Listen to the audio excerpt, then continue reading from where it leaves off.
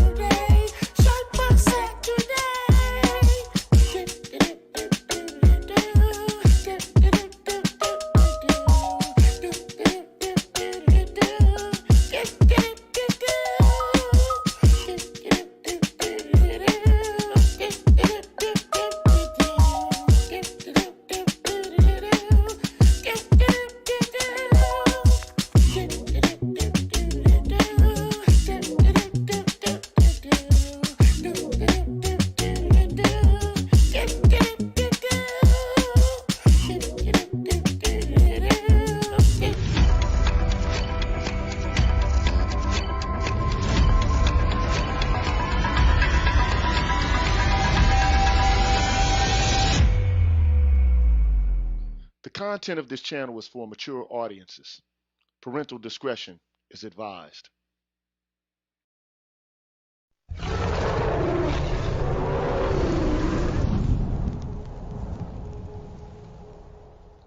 You're tuned in to the Green Gorilla channel. Please make sure to like the video, subscribe to the channel, and hit the bell notification button. And please, feel free to share the video. Thank you.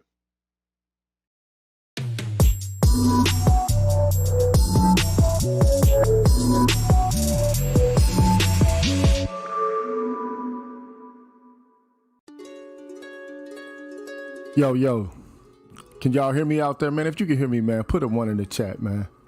Straight up. I need to know, man.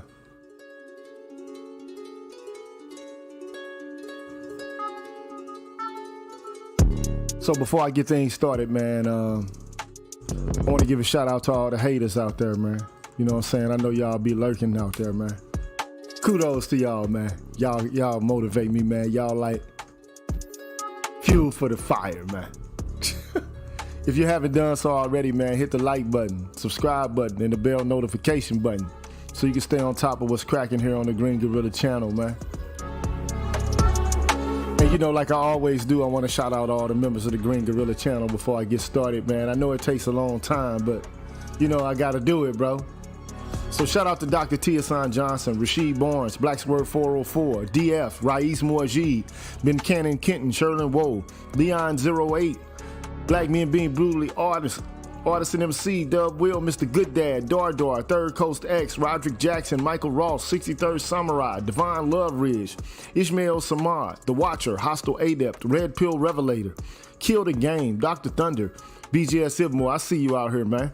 Jason Hales, Charles Finney, Interesting Thought, Until I'm Not, Naomi Gary, J. Cleveland Green, The Toxic Masculinist, Pulpit 28, Broken Blade, Larry R., Son, Afro Troop TV, Show Me, Spain Man, Seven Coast Dojo, Anthony Davis, I'm Just Jules, An Honest Look, Ricky Dawson, Stefan, True 7360, Mr. Me Too, Call for President, Gold P, AKs and Curtains, H-Town, Rogish the Billmonger, Adrian Thomas, Electrician 480, Binga, Cutting Up with the Jones, Zanko, D. Scott, Path Guy, Pete Rock, Aaron Peters, Vincent Lindsay, Quiz the Poet, Black Wizard, Jaztec, Shadow Observer, Mrs. KP Bailey, Troy Warren, Alan Wiley, The Face, Life of Commerce, AI Apostle, Timothy Blewett, Jeffrey Speed, Marvin Battle Jr., Adam, Ignatz Mouse, Dr. Tree 33, 77 Base X, Brian McMurray, Karen S., Charles Rogers, Rick Ross, Sandra Jean, Charles Gilmore, Greg, Barry Little, Mr. Valentino, Cameron 87, Dr. Rock, Mark Swift, Odd Collar, Donna Watts, Coach Hotep, Old Soul Chief,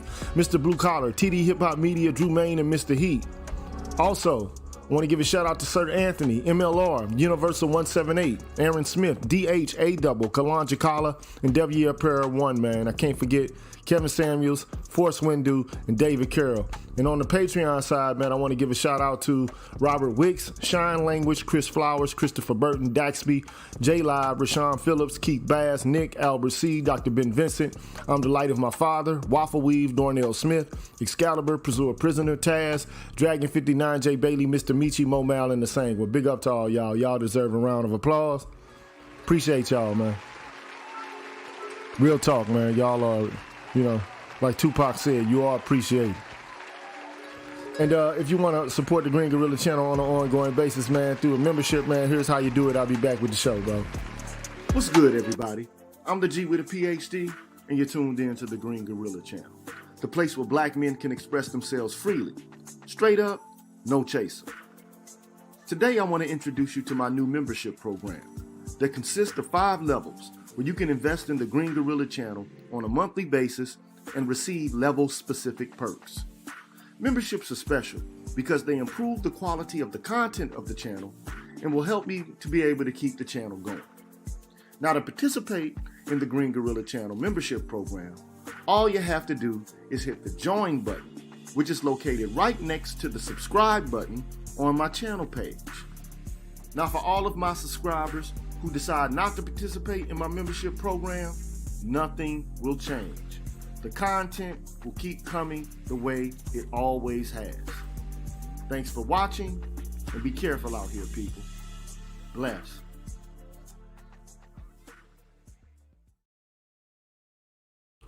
All right, man, you know, we getting started, man. You know, I ain't got a big audience, but it's big enough for me, man. I brought a homeboy along, man. Well, he ain't a homeboy, but, you know, I fuck with him on this short buff shit. What's up, Marcus? Can you hear me, dude? This motherfucker somewhere parked off. Anyway, man. Hold on. Yeah. I had the mute button on, man. My bad. Yeah, I'm like, what's cracking with this guy, man? Like, you know, my bad for not sending you the link earlier, bro. You know, it is what it is. It is what it is. So anyway, man, let's just get right to this, man. You know what it is, man. It's Short Bus Saturday. We look at shorts, we evaluate them, we respond, we react. That's what it is. Okay? So let me make myself bigger. You know, not because I'm on some ego trip shit, but, you know, it is what it is. So let's go ahead and get this thing started, man.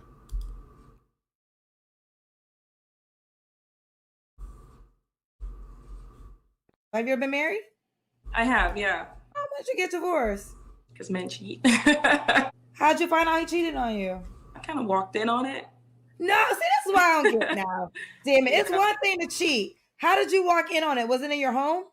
It was in our bed. Yeah. I came home early from work, and Black men only? I prefer African American, but my daughter's father was white. I'm happy I asked that. So your ex-husband was a white man. Yeah, European white, yes. Man, first off, man, what other kind of white man is it, man? European white man? No, motherfucker. Nah, South African. Outer space white man. Yeah, South African white man. No, it's a motherfucking Neanderthal white man. Right. Fucking universal white man. Motherfucker, you know, from the Delightsome. He's part of the Delightsome from the fucking Mormonic religion white man. You know, like, let me tell you this. This is the man that you came home to. Was he in bed with another white woman? No. It was a black woman? It was a black woman, yeah. Well, I was already mad. Now I don't know how I feel. Yeah, it's the past.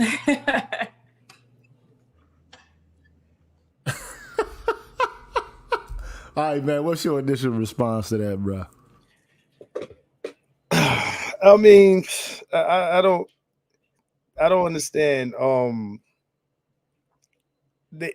What is this like viewpoint of like white guys and not men? Exactly. Yeah, I don't understand that shit. Like, these women have the notion or the idea that if they fucking with white men, that they fucking with somebody that's better than the lousy, dirty, no good, dusty, crusty, motherfucking didn't do nothing nakers that they spew out of their fucking vaginas, bro. Now, the same argument could be made, like, you know, this is why I don't necessarily, like, I say SYSBN, but at the same time, I don't promote white women as some answer for black male problems. Like, you know, women are women are women are women, period. And, you know, and it's really about what the laws will allow women to do to you. Right. So that's what it comes down to. But, you know, we think that, you know, white women or white men, you know, when we date them, we'll have some, you know, some other sort of experience that just, you know, just problem-free existence with these people in relationships with them. You know what I mean? I never understood it, especially in the face of a lot of things that we see. So, you know, when they talk, you know, when Umar and them talk about, oh, he's snow bunnied, right? Understand that, you know, some of the issues are unique to interracial because of the environment, but Western women are Western women. You know, there's a whole white manosphere that'll tell you what you're going to go through with white women. So that's just is what it is. Yeah, my thoughts are the same for the most part. Like, look, whiteness, you know, is not the answer, man. You know what I'm saying? I know you think their ice is colder. You know, I know you think their grass is greener. I know you think their ice cream is sweeter. But in reality, they're just human beings just like everybody else. They got the same kind of hang-ups and the same kind of fucking pathologies and the same capacity to exhibit virtue or vice as any other group of people, man. They're not a panacea to all of black people's problems. Okay? Now, right. You know, but I mean, recently this Olivia Pope woman was like, you know, well, one of the things that black women need to start doing is they need to open up their options and take into consideration dating white men because there's so much going wrong with you niggers. That's assuming they have the option. Well, I mean, you know, either or, okay? If they had the option, it still wouldn't be something that would be their saving grace. I mean, like, Have you forgotten? Well, let me just say this shit. It seems like after the 64 Civil Rights Act, black people are of the opinion now that approximation or closeness to whiteness somehow is, you know, a good thing. Like, proximity to white people is a good thing. You forgot the motherfuckers are colonial genociders. I mean, you know, genocidal colonialists. That's the better way to say it. They're enslavers, they're segregationists, they're lynchers, and a whole bunch of other pathological shit. But now you want to be all up close with them because you think that life is going to be so much better with these people, man. I don't see how, but you know, it is what it is, bro. We can move They're to trying the to, I mean, people are trying again, like I said this on I forget whose live I was on yesterday, man. You know, people are, oh, it was Rob and them, Black Light Revelations. You know, people are trying to escape the black experience in America or just globally by their association, proximity, relationship with white people. Most of black people's culture and you know experience, you know, all this shit is related to you know, our engagement with each other is related to white people's treatment of this person versus another black person, this black person versus another black person, the conditions that black people live under, et cetera, et cetera, et cetera. Like the black American you know, experience, viewpoints, how we look at each other has everything to do with, you know, what we've been dealing with white folks and the acceptance or the denial of access to, you know, certain lifestyles, certain classes, et cetera, to one group versus another group of black people. You understand what I'm saying? So, you know, that's just pretty much what it is. And, you know, again, the closer you can get to that, because we correlate whiteness with wealth and access and, you know, just a easier life experience in America. We correlate, we conflate that, you know, we put those two together. We figure the closer that we get, especially women, because women, you know, women, and, you know, BGS said this, women understand class better than men do. Right. So women are trying to forever upgrade their class status through their relationships, sexual or otherwise. Well, I'll say this then. If it's the case, this is a hypothetical. If it's the case that they understand class so goddamn much, I wish that they would fucking get some. God damn. Get some class, man. Stop wearing them fucking bonnets in public and fucking twerking on goddamn furniture and goddamn places of business, man. Yeah. Don't go in the, don't, I mean, you know, I'm not saying that like all black men have class, because of course there's some, you know, so-called pookies or whatever the case may be. But come on, man. Like, see, if you old enough to remember Fat Albert, you remember Russell. He's like, hey man, you no like school class. on a Saturday. Like what? No class. No class at all. Boy, so you like school on Easter Sunday, huh? Mm-hmm. No class at all. Yeah, it worked. I remember that. Russell used to get him. I remember that one. Shout out to BGS Hipmore, man. Shout out to him, man. Shout out to Salty Balls, man. The saltiest balls on the planet. He says, Proximus Album 2. Thine she-heathen worships a demon, for he hath no melanin. Ironically, even the demons rebuketh the horse-maned hellions, for now they walk the earth forevermore, wailing of loneliness. She is full of phallus C's, but no phallus Sus. Shout out to Salty Balls, man. Himalayan song. He waxes poetic, man. Yeah, shout out to Aqua Techie. Say duh if you got your short bus. Right. Shout out to Aqua Techie, man. Yeah. He said Stuart Knight says he's an ultimate word or consummate wordsmith. He is that, bro. Let's move to the next one of these joints, man. Shout out Donnie Mac. I see you, bro. Stuart shout out to Donnie Mac too. Shout out to him. Right. Y'all, you know, I hate to be the bearer of bad news, but if you're looking for a man, just know that the reason you can't find him, a black man specifically, is because he's in Colombia already. He's in Colombia already, y'all. So this is the first time I've come to Colombia, like post pandemic. So like seeing it in its like true form of like what what the numbers are looking like. And when I tell you that my whole life was full of it was full of black men traveling with other black men, they come into Colombia, baby. That's why you can't find them. They're all here. What's your thoughts about that, man? I think it might be a little hyperbolic, but what's your thoughts about it? Passport bros, baby.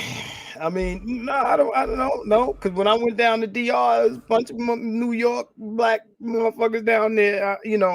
I believe her. Colombia is the new DR. How do I feel about it? Hey, look, man. You set the game up this way, and this is how it's gonna go down. We ain't got to negotiate down there. Period. Ain't no negotiations happening down there. Ain't no conversations.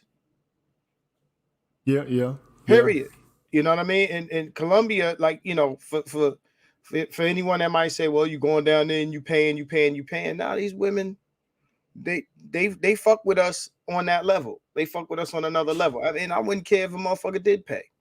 I already said this in one of my videos, but again, what I think of her saying that, again, she's telling the women, yo, the guys are down here. They you can't find them because they down here. Well, do something to keep us here. Well, they ain't gonna do that shit. You already know that, man. So, they're not gonna do that. More planes, more flights, more tickets. That's just what it is. Yeah, everybody else do it. We could do it. Yeah, I think that BGS hit the nail on the head the other day with this, man. The whole point is a lot of women, especially contemporary American women, they feel like, this is black, white, Asian, whatever the case may be, Latino. So we talking all the way from the spectrum of white to black, brown and yellow, all of that. They think that they're worth more than what they actually are, man. Shout out to Kay Williams. I see you. Dre, what's going on?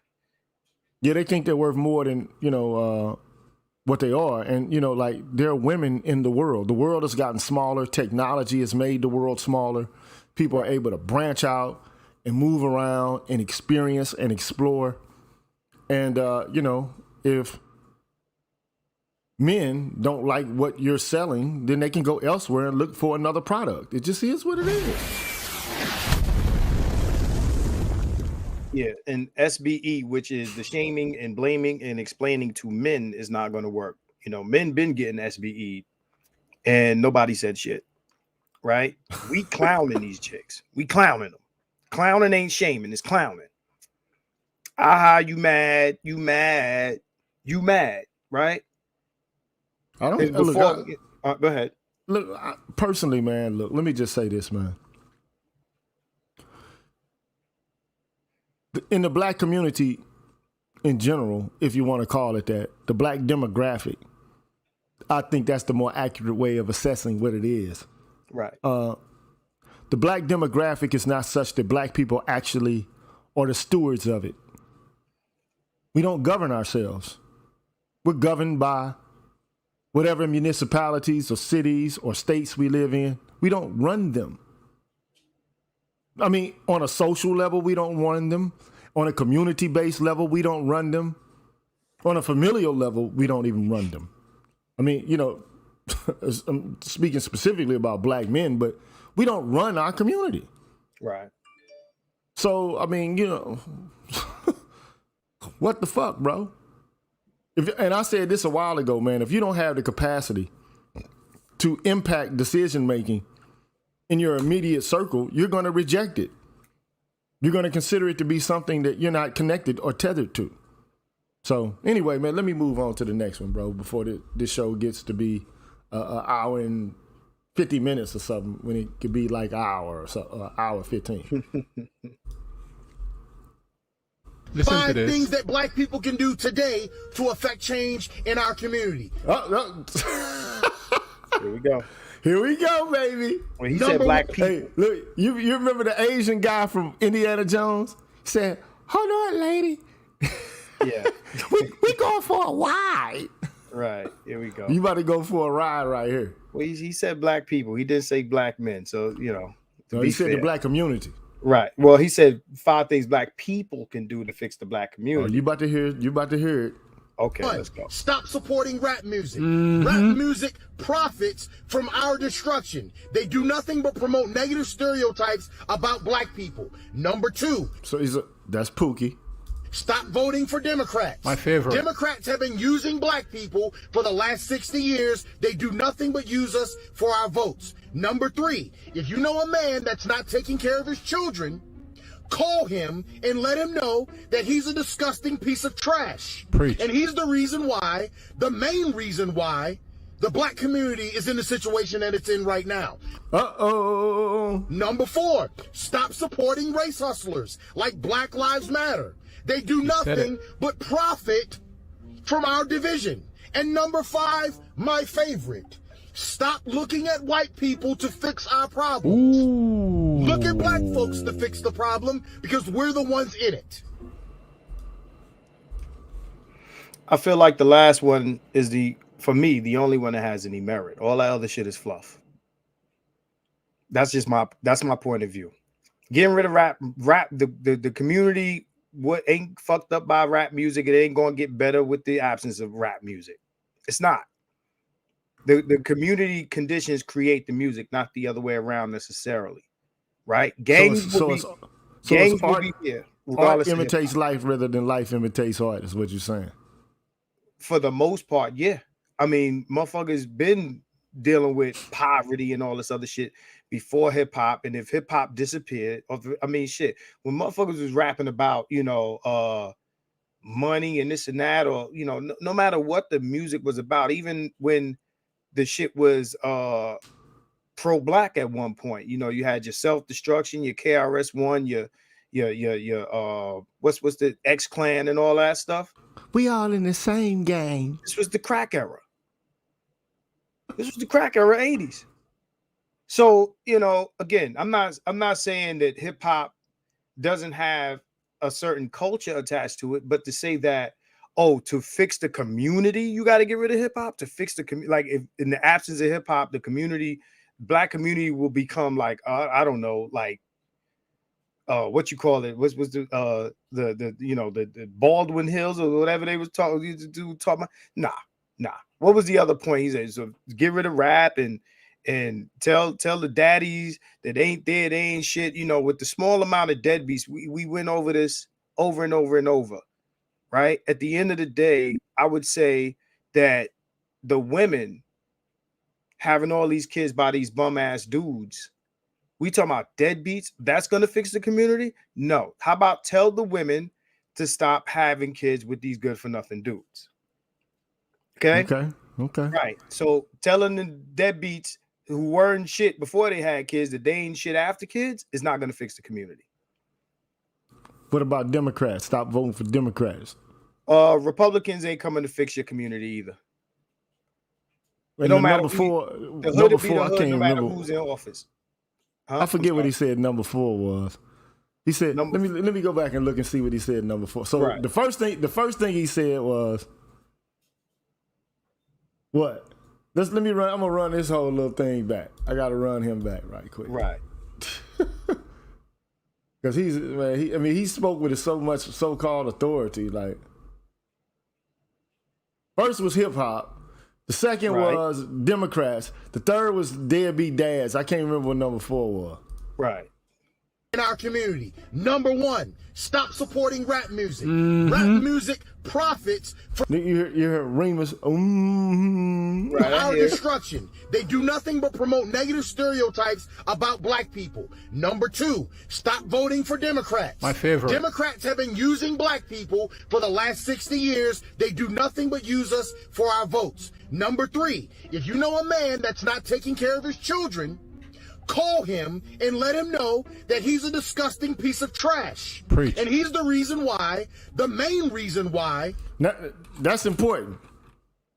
The primary reason why the black community is where it is, and this will be echoed by somebody like Umar Johnson. But the black community is in the situation that it's in right now. Number 4, stop supporting race hustlers. There it is. Stop supporting race hustlers. Okay? Because there's division that the race hustlers profit from. Okay. Okay, but they're not why the community's fucked up. See, the whole, he's saying that, you know, stop doing these things to fix the community. Now, these things that he's saying, it's not that they're not or they can't be problematic, but the absence of these things will not fix the community. Without these race hustlers, right? Like what he's talking about, what Umar, he's a BLM before the hood was the hood before BLM, right? Who came before BLM? We had what NAACP or the snap. Like again, these people, they take advantage of the conditions that we're living in, but the conditions that we're living in were not created by these people. That's the logic that I'm going with. The logic that I'm going with is the hood been the hood before and will continue to be the hood after. You know, these things. Dude sound like a white boy, man. Real talk. He just he sound like a white boy, man. Like the whole race hustler concept is a conservative talking point, bro. Bottom line. I mean, he pretty much said it, like, you know, stop supporting Democrats. I don't support Democrats. I don't vote for Republicans. I don't vote. I said I think it was either Dr. Thunder or these guys yesterday on the Reacts channel. I said neither party is giving me a reason to get up out of my bed in the morning on election day and stand in line to vote for them.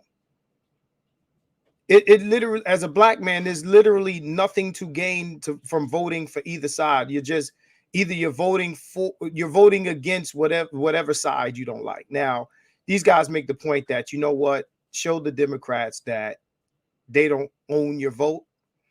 Okay, I can rock with that, but voting Republican is not going to fix the hood. To be honest, some of the poorest places in America are Republican.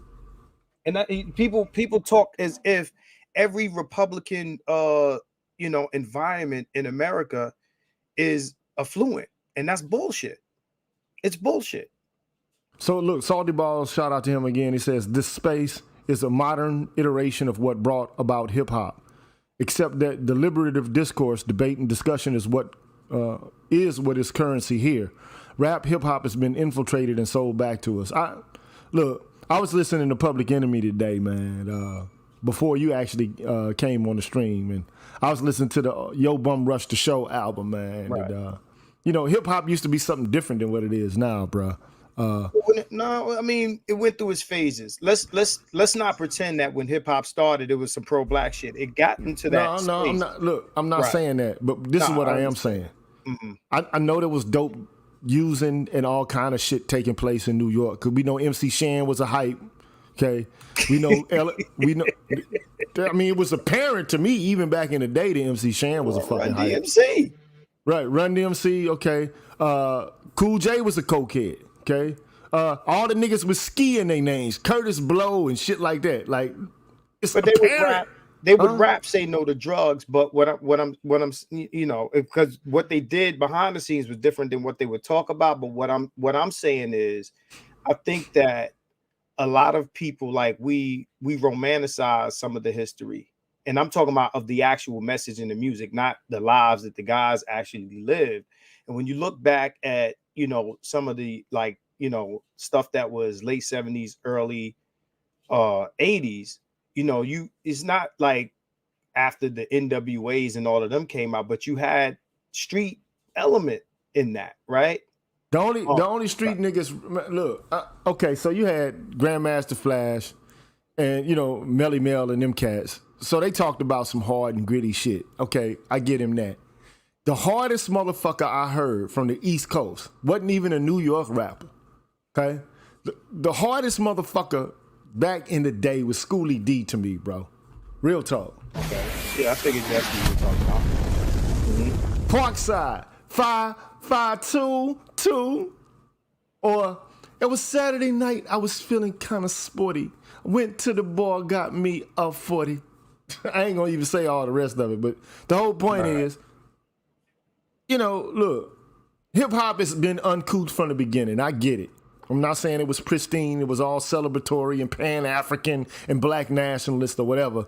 But it wasn't what it is today. Today, to be a rapper, you have to posture and pose like you are a fucking criminal. I mean, it's been like that for a minute though. It didn't, like, all the stuff that we grew up with in the beginning, yeah. But then, you know, a lot of the music that was put out when we were teenagers, that falls under that, what we're talking about right now. A lot of the stuff that when we were teenagers, right? Your NWAs, your this, your that, you know, a lot of the stuff, like we can't talk like the 90s was all, you know, red, black, and green and De La Soul. You know what I mean? You know, no. I'm not saying you're saying I never that. said I would say that. No. I'm not saying you're saying that, but I often hear that like people talk like the real crazy music started after the new millennium, and that's nonsense. I'm old enough to remember, you know, all the stuff. Okay, so who was the give the names of the artists then? I'm gonna name, okay, even before the West Coast, I'm gonna say Schoolie D. I'm gonna say Kool G Rap. Back to the 80s. Okay, well, who from the 80s then? No, well, I'm talking about the 90s. Like, even remember, I said our teens, right? So we in our teens, well, our early teens is late 80s, but our teenage years, like when we really, really rocking stuff, is the 90s. Like the 90s, the early 90s especially. I mean, we had Onyx, throw your guns in the air. Yeah, I mean, by then, by then, hip-hop, like you just don't care. By the time Colors came out, man, hip hop was different, bro. You know, but all I can say, have to pull your skirt up. all I'm gonna say is, you know, you had Kwame, dude. Like a Kwame can't, he could exist today, but not so much. But yeah, Heavy D. This is, you know what I'm I saying? Say about you had a Tribe Called Quest, bro. It was more balanced. Like you you could at least say that.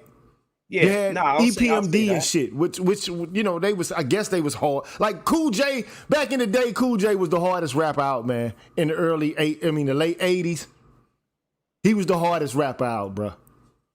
He was one of. You had a couple of other hard motherfuckers, man. I mean, I'm not gonna say it wasn't no hard ones at all, but he was the most popular hard rapper.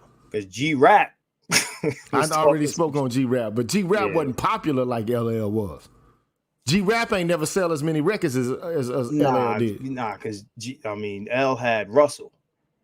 You know what I'm saying? Onyx had Russell. You know, Russell was Russell. You know what I mean? But Rakim was hard, but he wasn't like Rakim. Yeah, Rakim he was more 5% type. You know what I'm saying? Yeah. Then he was God's in the earth type shit more than he was on some street shit. His records were clean for the most part. It's funny how people talk about Will Smith didn't curse, but nobody says anything about Rakim. Rakim records are clean. He cursed one time. Maybe one time, but he said, I ain't come to say my number run the same weak shit, putting blurs and slurs and words that don't fit in a rhyme. Yeah, but that's shit. You know what? I get it, but that's the only time I heard him curse. But go ahead. You know, we had 2 Live Crew, bro. Yeah. You know, I mean, and again, if you want to say, okay, we'll leave the West Coast and NWA out of the discussion. I mean, there's a lot of guys from New York that I can name, like a lot of the guys that was, you know, on the underground and this and that and the other, who, you know, they were hard. You know, we could talk about LL. You know, he's one of the bigger names. But the point that I'm making is, you know, while we had more balance, because a lot of this stuff that we have now sounds similar. Like, I'm not gonna lie, like, you know, a lot of it sounds the same. And back in the day, you had the rule in hip hop where you can't sound like me on your record. That was the rule. Now everybody is pretty much using the auto tune and this and that and singing the same way, right? You know, yeah, you know, I definitely would, you know, my man said Wu-Tang, you know, Wu-Tang can definitely not be, you know, Wu-Tang Clan ain't nothing to fuck with. Yeah, shout out to Art Nooster, bro. He the bros, man. Shout out to Art Nooster, man. Root to the bros out there. Right, Mobb Deep, Biggie, Junior Mafia, like a lot of this stuff. This is 90s. Yeah, look, You know? I fuck with 90s hip hop though. I rock with 90s. I rock with hip hop from the beginning, man. I go all the way back down to Cool Rock Ski and the Freeze Force. You know what I'm saying? I go back to the Johnson Crew. You know what I'm saying? Like that's how far back I go. But look, man. I go back there too. Yeah, I I'm don't just want to get saying. stuck. I don't want to get stuck on this cat though, man. Look, at the end of the day, man, what he did was, to me, he did a Umar move. He blamed all of the woes on the black community on black men. Yeah, he did. And to me, it's just disingenuous because a community is comprised of more than the men. Okay? Right. And, if we're going to stay true to the whole concept of like contemporary politics and progressivism, and what we consider to be fair now related to, the way things were in the past, all of this, like attributing agency to, and active, leadership to men and then removing it all away from women and then, like just declaring them to be passive and innocent and inept and, kind of like infantilizing them, man. It's a step backwards, man.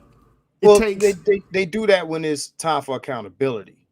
Of course. When it's time to hand out the benefits and choices and autonomy and all that. No, black women are grown people. They're grown adults, and they deserve equality and respect and all of these other things. And then when accountability is handed out, then as a man, this, and we go back to the 50s and the 40s. Another thing that people don't like to mention when it comes to hip hop, and this is something I said on Dr. Thunder's channel, is where's all the smoke for the female rappers that are saying essentially the same shit that the men were saying in the 90s, right? So where's the steamroller from the Reverend and the C. Dolores Tucker congressional shit, with the Bob Dole and all of that? Where's all of that for the Glorrillas and the Megan Thee Stallions and this and that? You got Megan Thee Stallion being embraced by women in government. So let me stop this though. So look, I'm gonna interject real quick. I don't know if you can see that. It's probably not very large, but It's I'm up gonna there. huh? Yeah, it's up there. If you want, you can make it. I'm not gonna be able to make it too much bigger, man, because I don't want to fuck up what I got going on the screen at the current moment. Okay. Right. However, I will say this: there's something that took place this year, 4 days ago, by women. The Tamara prison riot. Okay, on June 20th, 2023, a prison riot. Now, this is not even an American women's prison, but it just shows you, like, women are on some ill shit, too. 2023, a prison riot broke out in the Women's Center for Social Adaptation, a women's prison located in Tamara, Honduras. The riot is suspected to be the result of a conflict between the members of MS-13. You know who the fuck MS-13 is?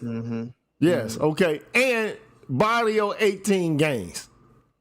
46 people were killed. That's a lot of motherfuckers dead for a prison riot, man. Right. That's how That's much. a lot. That's almost the amount of people that the guy shot from the Mandalay Bay window. But this He is shot, a, I this, think 51 people. I had to interject with this because mostly, they make it out to be men that are problematic, men that are violent, men that are gang members, and all of this kind of shit. Listen, Women are part of gang culture just as much as men. they ignore. Understand? They ignore female violence in the same way that they ignore white men's violence. Man, so look, 46 people were killed, but mostly from a fire. So, okay, that occurred amidst the chaos. So one can argue, that like maybe they didn't plan on killing that many people, but when you start a fire, mostly people die from smoke inhalation. Listen, okay, That's how people die when a It's fire is fuck what started. their intentions are. Yeah, true. It's like true. felony murder. You do felony murder means that somebody died because you did something that caused the death, not that you killed them. Right? For That's sure. that's what felony murder is. It's like when they went into the Capitol building, they went in there violently with the understanding that somebody might be injured. Now, if somebody gets injured or somebody dies in the process, you know, fuck what your intentions were. I mean, motherfucker, black men go to jail all the time without intending to do some shit. Yeah, I get it, bro. Look, but anyway, look. So the Women's Center for Social Adaptation is a women's prison located in, of course, the Honduras. Okay. At the time, it had about 800, 900 inmates, double its so-called rated capacity. It only should probably have like 400 people there or whatever. Okay. The prison has been an ongoing scene of gang conflict, particularly between 18th Street Gang and MS-13. Killings were increasing in the prison in the years leading up to the riot. So Wow, it's been a problem. these bitches already been murking each other. And this is a woman's prison. Shout out to TD Hip Hop Media. What's good with you, son? I ain't seen word you. up. Shout out to TD Hip Hop Media, man. You know, yeah, TD. We I don't know how many people watched that stream we did. I think it was yesterday. We talked about I think it was Dr. Umar Johnson and his simpery. But Oh man, he yeah. just so man. That dude, man. Look, black nationalist simping, man, is a disease, bro. Don't get me And started. it needs to be cured. We gonna talk about that though. So shout out Shout to out TD. to Charles. I see Charles. Woo! Woo! What's up with you, Charles? Mhm. But look, this is just a demonstration of the fact that not only are women engaged in violence, but they can also be engaged in gang violence. Okay? Yeah, this is. And so I mean, the idea that women are just pure and innocent and innocuous and virtuous and nurturing and caring, we need to stop that bullshit, man. They're human beings, man. And I'm really tired of black nationalists pushing the narrative of infantilization for women, man. I'm tired of hearing this shit. Because it's not a way to resolve the issues, man. You know, it's not a way. So anyway, man, let me push past this dude, man. I wonder how he would respond to this guy that's coming up. They do nothing but profit from our division. And number 5, my favorite. Stop looking at white people to fix our problems. Ooh. Look at black folks to fix the problem because we're the ones in it. So yeah, that's a hole for refusing to pay for my. Hold on, go ahead. You want to say something? Go ahead. No, I'll make it short so we can move on. Nah, the last point he made is the point that I rock with the most. Stop looking outside, right? The point that I made on the live yesterday is individual progress becomes collective progress, right? You know, as opposed to waiting for everybody to be on the same page and unify and this and that, which is why I say SYSBM and fuck, you know, who don't like that I say that. Yeah, it's like that. Yeah, so the reason why I say that, you know, people accuse me of being this rugged individualist, understand that if a group of people individually move a certain way, then that becomes a collective movement. If we wait until, because people have this idea that we got to wait for everyone to unify and move in unison and all this other pie in the sky bullshit, right? No. Now, if individuals move and they get their individual progress and that becomes collective progress, hopefully those people interact with each other and have a rapport and do business with each other based on those individual movements, between each other. Like, I can see that you're doing your thing, I'm doing my thing. Let's do a collective thing, right? And you have a troll in the building, and ignore him, please. I don't think he's a troll. I think he's talking about Umar Johnson. Oh, okay. But that's maybe I could be wrong, but I'm not gonna even involve myself. Let's proceed. Right. Now, So you know, at the end of the day, it's like I feel like, you know, as opposed to, you know, this waiting for other people, and that includes your pearly things, right? Instead of waiting for other people to move the needle for us, whatever you need to do, just go do it. Don't wait for the other black men to join your shit neither. Just go do it. See, this unity thing, right? Understand this, and I'm not anti-unity, but waiting for the collective to move with you creates apathy, because now you're making it your excuse for not moving forward is, oh, I can't get these niggas to be in step with me. I don't need the collective to move in a particular direction. I don't need to wait for them. If I do it and the other man does it and the other man does it, it becomes a movement. It becomes a collective thing. But let me just say this, bro. Look, this is my thoughts. I'm gonna say this really shortly, right? Since the subject matter came up about SBE in general. But right. I mean, like when you start talking about the community and you start talking about shaming, blaming, explaining, see, that's the problem right there.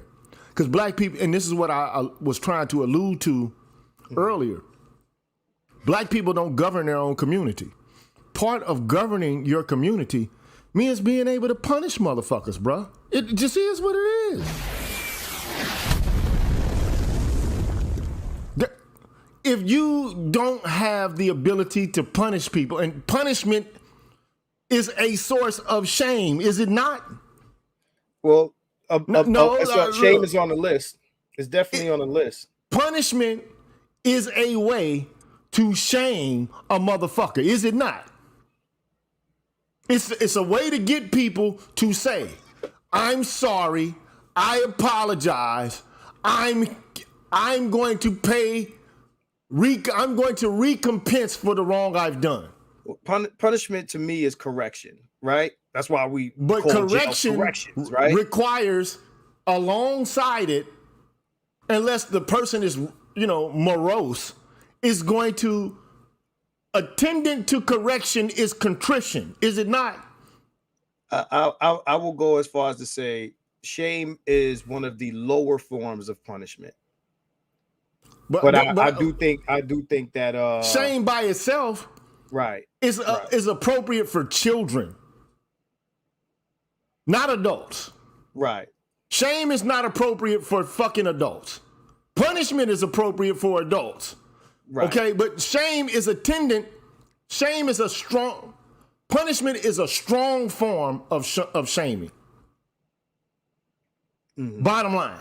Right. If you put a motherfucker in prison and you put a fucking conviction on his record, that is a way to shame the motherfucker. Correct? You say if you what?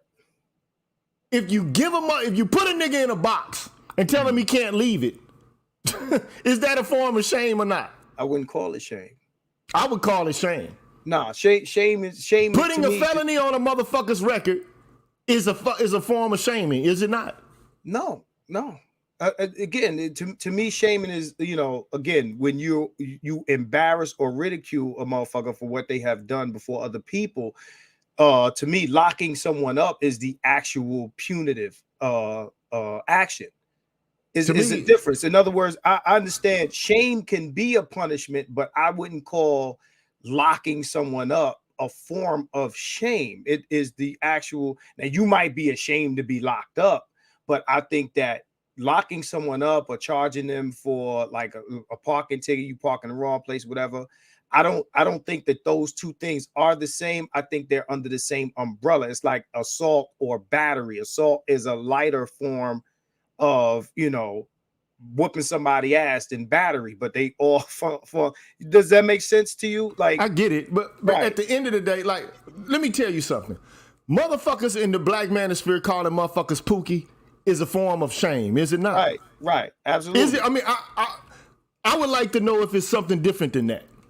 Now, if you No, wait, I'm not asking you. okay. I'm talking to the chat. If calling motherfuckers Pookie is not a form of shame, what is it?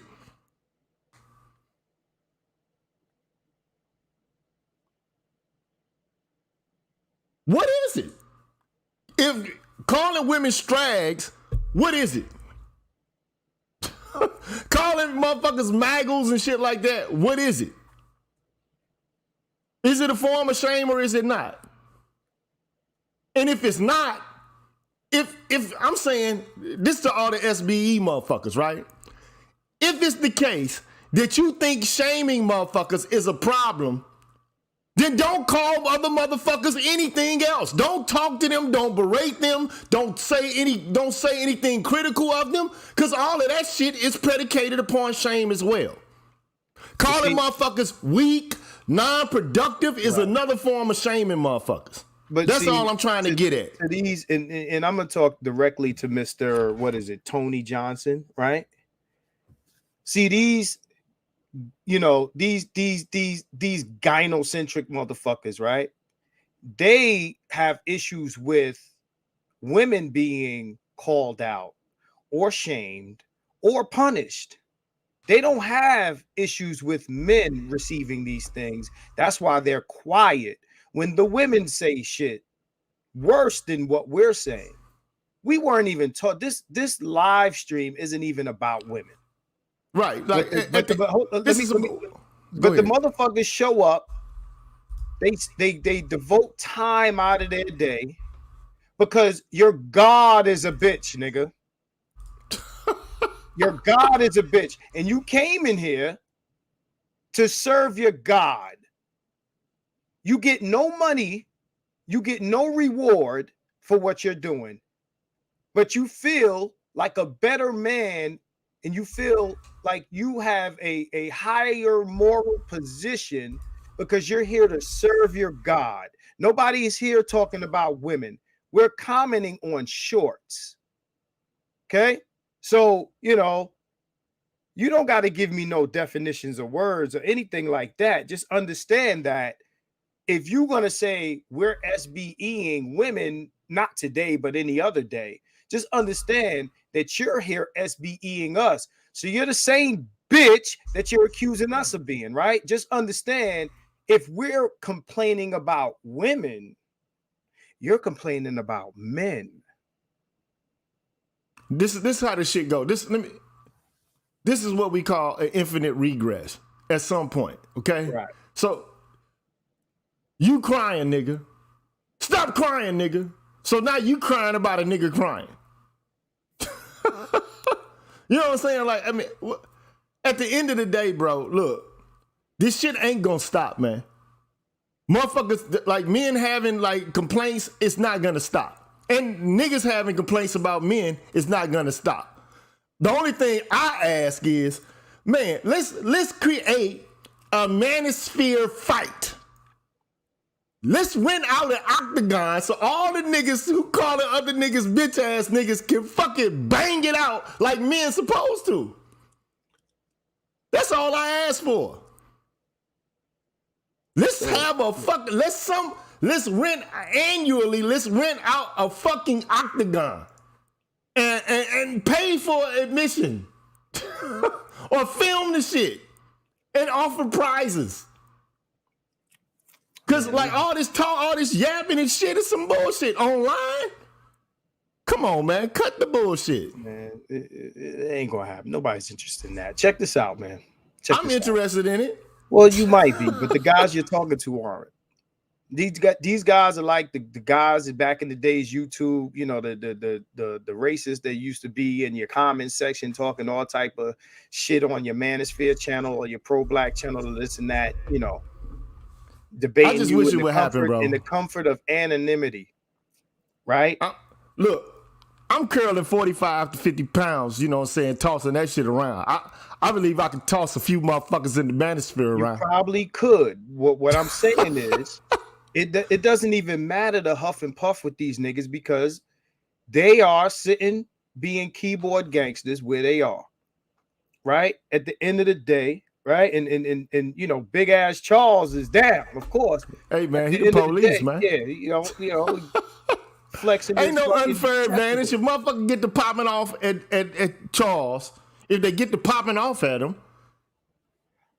he need to be able to get in the ring as well. No, they don't want. Yeah, I hear you, man. But again, you're talking to guys who they don't even want to come up on. They don't even want to hit the link. You think they want to show up to fight? They don't want to hit the link. you're right. They don't even want to get talked that too hard, right? They don't even talk that hard, right? Let's keep moving though. Fuck this shit, man. Let's go. Let's keep pushing, man. Fuck that shit. The a-hole for refusing to pay for my stepdaughter's wedding because her real daddy is the one that's gonna walk her down the aisle. So let me tell you guys about my stepdaughter, all right? She wants her real daddy to walk her down the aisle. Now let me give you a little backstory on me and my stepdaughter. She just graduated from university, which I paid for. Now, she went to an in-state university, but it still cost me about $40,000. Now, I also bought her a car. I bought her a car straight after high school. That way she could go back and forth to school. I bought her a car. She still lives with me and her mother. She does not have a job. Her daddy, he don't contribute to not 1 cent on her.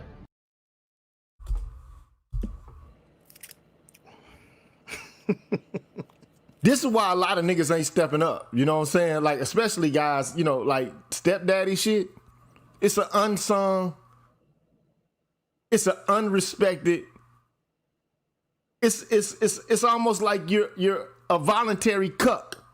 Right. You understand what I'm saying? It's like you're engaging in activity that's saving lives. It's like in Bonici says, like it's thankless, man. But then at the same time, motherfuckers will sit back and get mad at men for not being involved. Like, that's exploitation if you ask me. And it's a sign of disrespect. Like, if you taking on the role of supporting me, sending me to school, making sure I got a car, all this shit, but you want your real biological daddy who ain't been there. But at the same time, though, you need to, you can't just exclude the father out of the picture either, though. Especially if he want to be involved. So it's some shit. It's some shit going on there that I really can't. It's a choice. Look, if I pay for the college education, then I should be the one going to the graduation. Now, you want your daddy to march you down the aisle to get married. That's something else. But I paid for the opportunity for you to get your degree or whatever, because that's what she wants her real father, her biological father, to come to the ceremony, right? Right? Is it? Yeah. Did I? No, walking down the aisle for marriage. Right. Okay, so I mean, but shit, that's an honorific position. At the end of the day, I don't know what the relationship between this girl and her biological father is, right? I don't know. Right? Either. Right. But I mean, you know, I don't think we were given that much information. But again, like all of this stuff about, you know, like you said, step up and this and that, and then, you know, the biological dad ain't shit and this and that and third, da da da. Again, it's less like what you said. Like, I put all this in for you to then turn around to this guy who ain't do shit and offer nothing, and he gets the benefit of whatever. To me, the first dib should go to the man who actually supported you, and if he decides, you know what, let your father do it, that'll be a better situation than, you know, what it is. But you know, niggas be on some bullshit too, though. Like, look, like you said, it ain't enough information, but it be some Negroes out here doing just parental alienating just like bitches do. Right. Now, I'm telling you, I know for a fact I done seen it with my own fucking two eyes. I agree with that. Again, we don't have enough information. I would like to think, because I've seen dude on videos before, I would like to think that he ain't moved like that, right? I would like to think that, but I don't know, so I won't say. But at the end of the day, man, it's just a messy situation all in all. And this is why we tell guys, if you want to do it, go ahead. And this is why I say all the time, if you want to do it, go ahead and do it. If in your heart and mind you feel like you want to do it, I ain't gonna stop you. But I don't, with all the information that we have, I don't want to hear no crying, no, oh, look what happened to me. You ain't a victim. You went in, all eyes open, all information understood, and you gambled and lost. So that's where we at with it now, man. This is not 30 years ago when we didn't understand how this shit was working. This is 30 years later, 20 years after, 2K, 23 years after 2K. We understand how this works now. And we're being told things straight from the horse's mouth. If you want to ignore all of that and still go into the burning blaze, more power to you. Save whoever you can if you like to. But at the end of the day, I don't want to hear about your burn marks. Here we go. Look. Check it. He's a troll. So look, let me just say this, bro. Skills and resources. I'm gonna spend 5 minutes talking about this shit, right? Talk about skills and resources. What skills and what resources? No. Let me handle this right quick. Right. Look, let me just say this shit, right? Yeah, go ahead, man. Nigga, if it's the case, and this is just in general though, if you want to get skills, what the fuck are you doing in the black manosphere, bro? For real.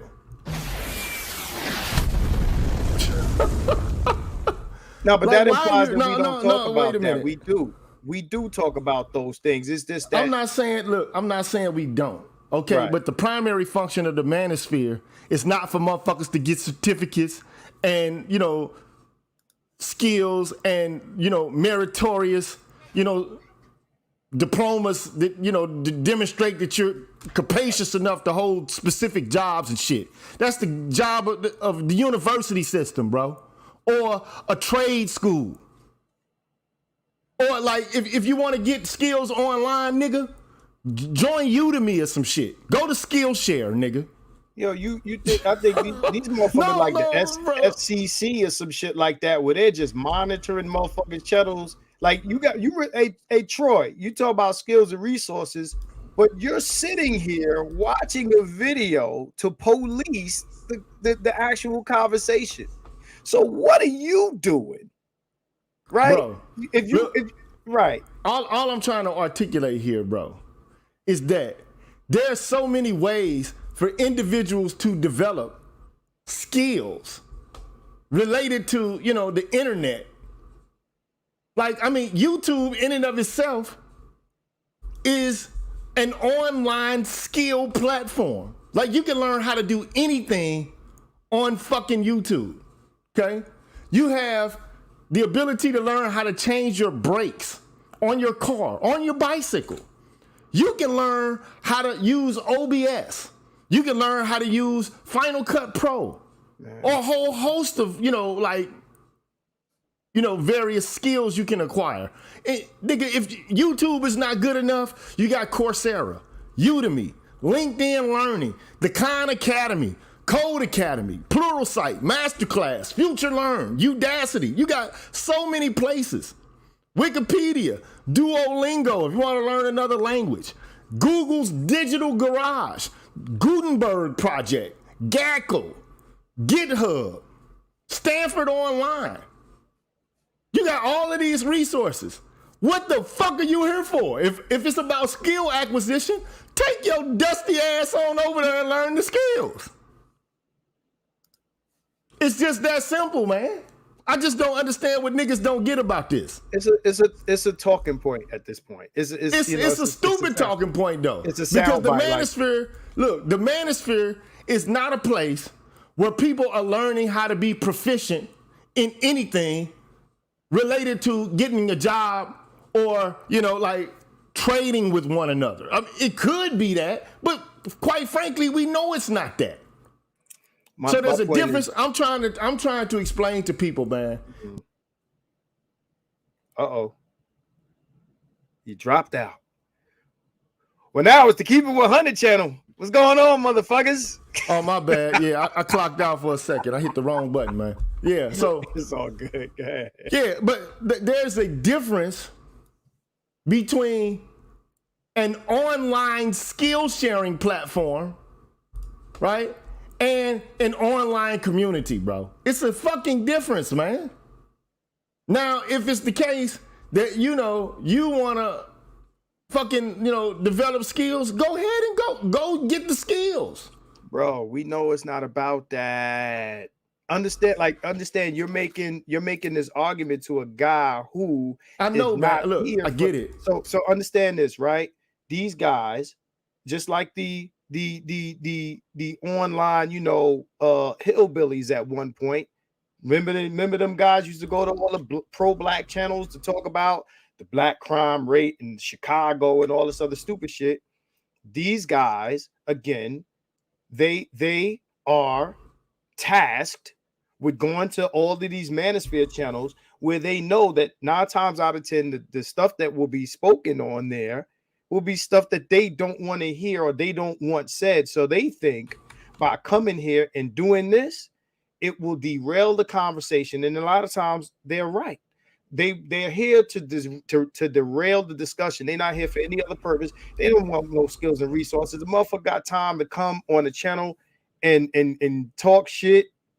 Yeah, Dr. Johnson would call them Dr. Tiasan Johnson would call them agents. But I just want to, like, I'm letting people know who, because there are a group of people who get seduced by this kind of thinking. Right. And Absolutely. and they get, you know, kind of wrapped up in it themselves. Right. That's why, you know, my whole viewpoint on it is, if you want skills, if it's about acquiring skills, there's so many skill learning platforms out there. Go do it. I'll But this, I'm just saying what the manosphere is versus Right. what it isn't. Okay, the manosphere is not a skill sharing platform. It is an online community. Okay, it is what it is. Now you can say, you know, like, well, this is what men ought to be doing. Okay, well, go do it. Don't talk about what you think men ought to be doing, try to shame them for not doing what you expect for them to do. You go do it. This is why even the black nationalists do the same shit. They talk about what we need to be doing collectively as men. We need to be doing this. But ain't none of you niggas doing it. Especially the radical black nationalists that talk about we need to be fighting white boys. They never fired a shot at a white boy. They never punched a white boy. They never spat in a white boy's face or stepped on a white boy's toes or took nothing out of a white boy's mouth. But they got all this energy about what motherfucking black men need to be doing and calling them all kind of bitches and less than men. But if you ask them to demonstrate proof that you're actually engaged in the activity that you say you need to see more of from other guys, as soon as you ask that, there's no fucking proof. There's no demonstration that they have all of these skills or these resources. Because if niggas had the skills and the resources, guess what they be doing with the skills and the resources? They be dominating with the skills and the resources.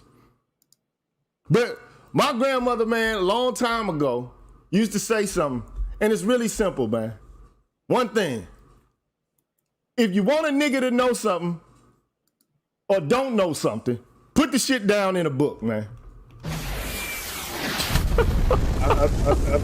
I think that more people in your If you don't want a nigga to know something, put it in a book. Yeah, a lot of black people said that shit. But you know, I'm not saying she the only motherfucker that said it. But you get the picture. The larger picture is this. Go get the skills, man. But most of the black men in the manosphere already have good jobs, bro. A lot of the men here already have middle class status. They're not here for learning how to become a member of the fucking middle class.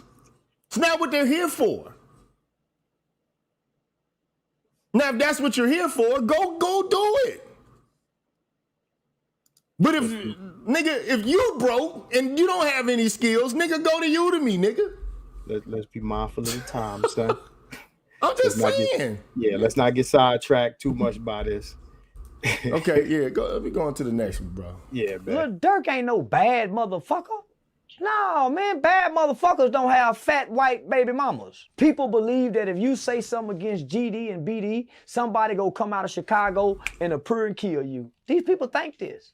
I already know Lil Durk ain't looking for me. But what I'm doing is I kill the image, homie, of what our people think these niggas is. But our people think these niggas is like superheroes. And I'm saying if he a bad motherfucker, Lil Tim will be dead. If he a bad motherfucker, his brother wouldn't have got killed. But these people who worship these people think they're godlike. They think NBA YoungBoy got the power to do whatever, but he's secretly crying out, oh, I can't take it no more. He's crying out in certain ways. Charleston White, before I do that, though, I want to give a shout out to some people, man, that I didn't acknowledge. And Zan is correct. I need to straighten that up. He says, what up, GG? Just read a little Scrappy got another woman pregnant from Crime Mob. I wish they stop saying we making all these kids because these small amount of dudes got multiple baby mamas and then they blame all of us. Yeah, that has been my only issue, my only position with the Ray and Pookie argument. Look, I don't care about none of that shit. Them dudes ain't never stopped me from bagging no bitches. My thing is stop putting they misdeeds on us as a whole. That's always been my shit. And stop, whether it be that or the crime, the crime element. I made a differentiation between Pookie and Ray versus the Thug. This is one of our classics, G.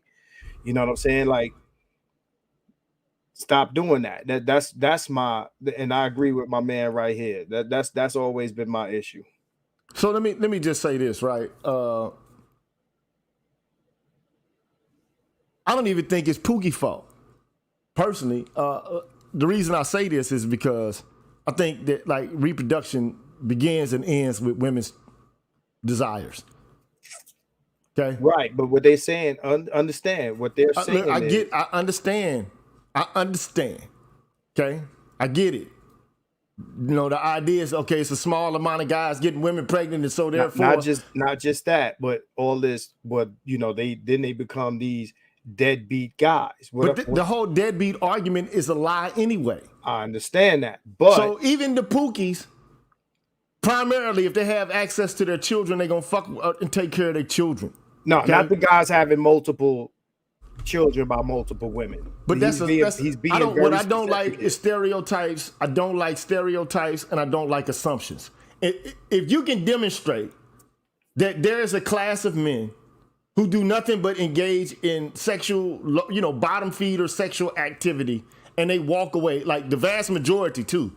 I'm not saying that. That's not my point. But my position is, it's my position.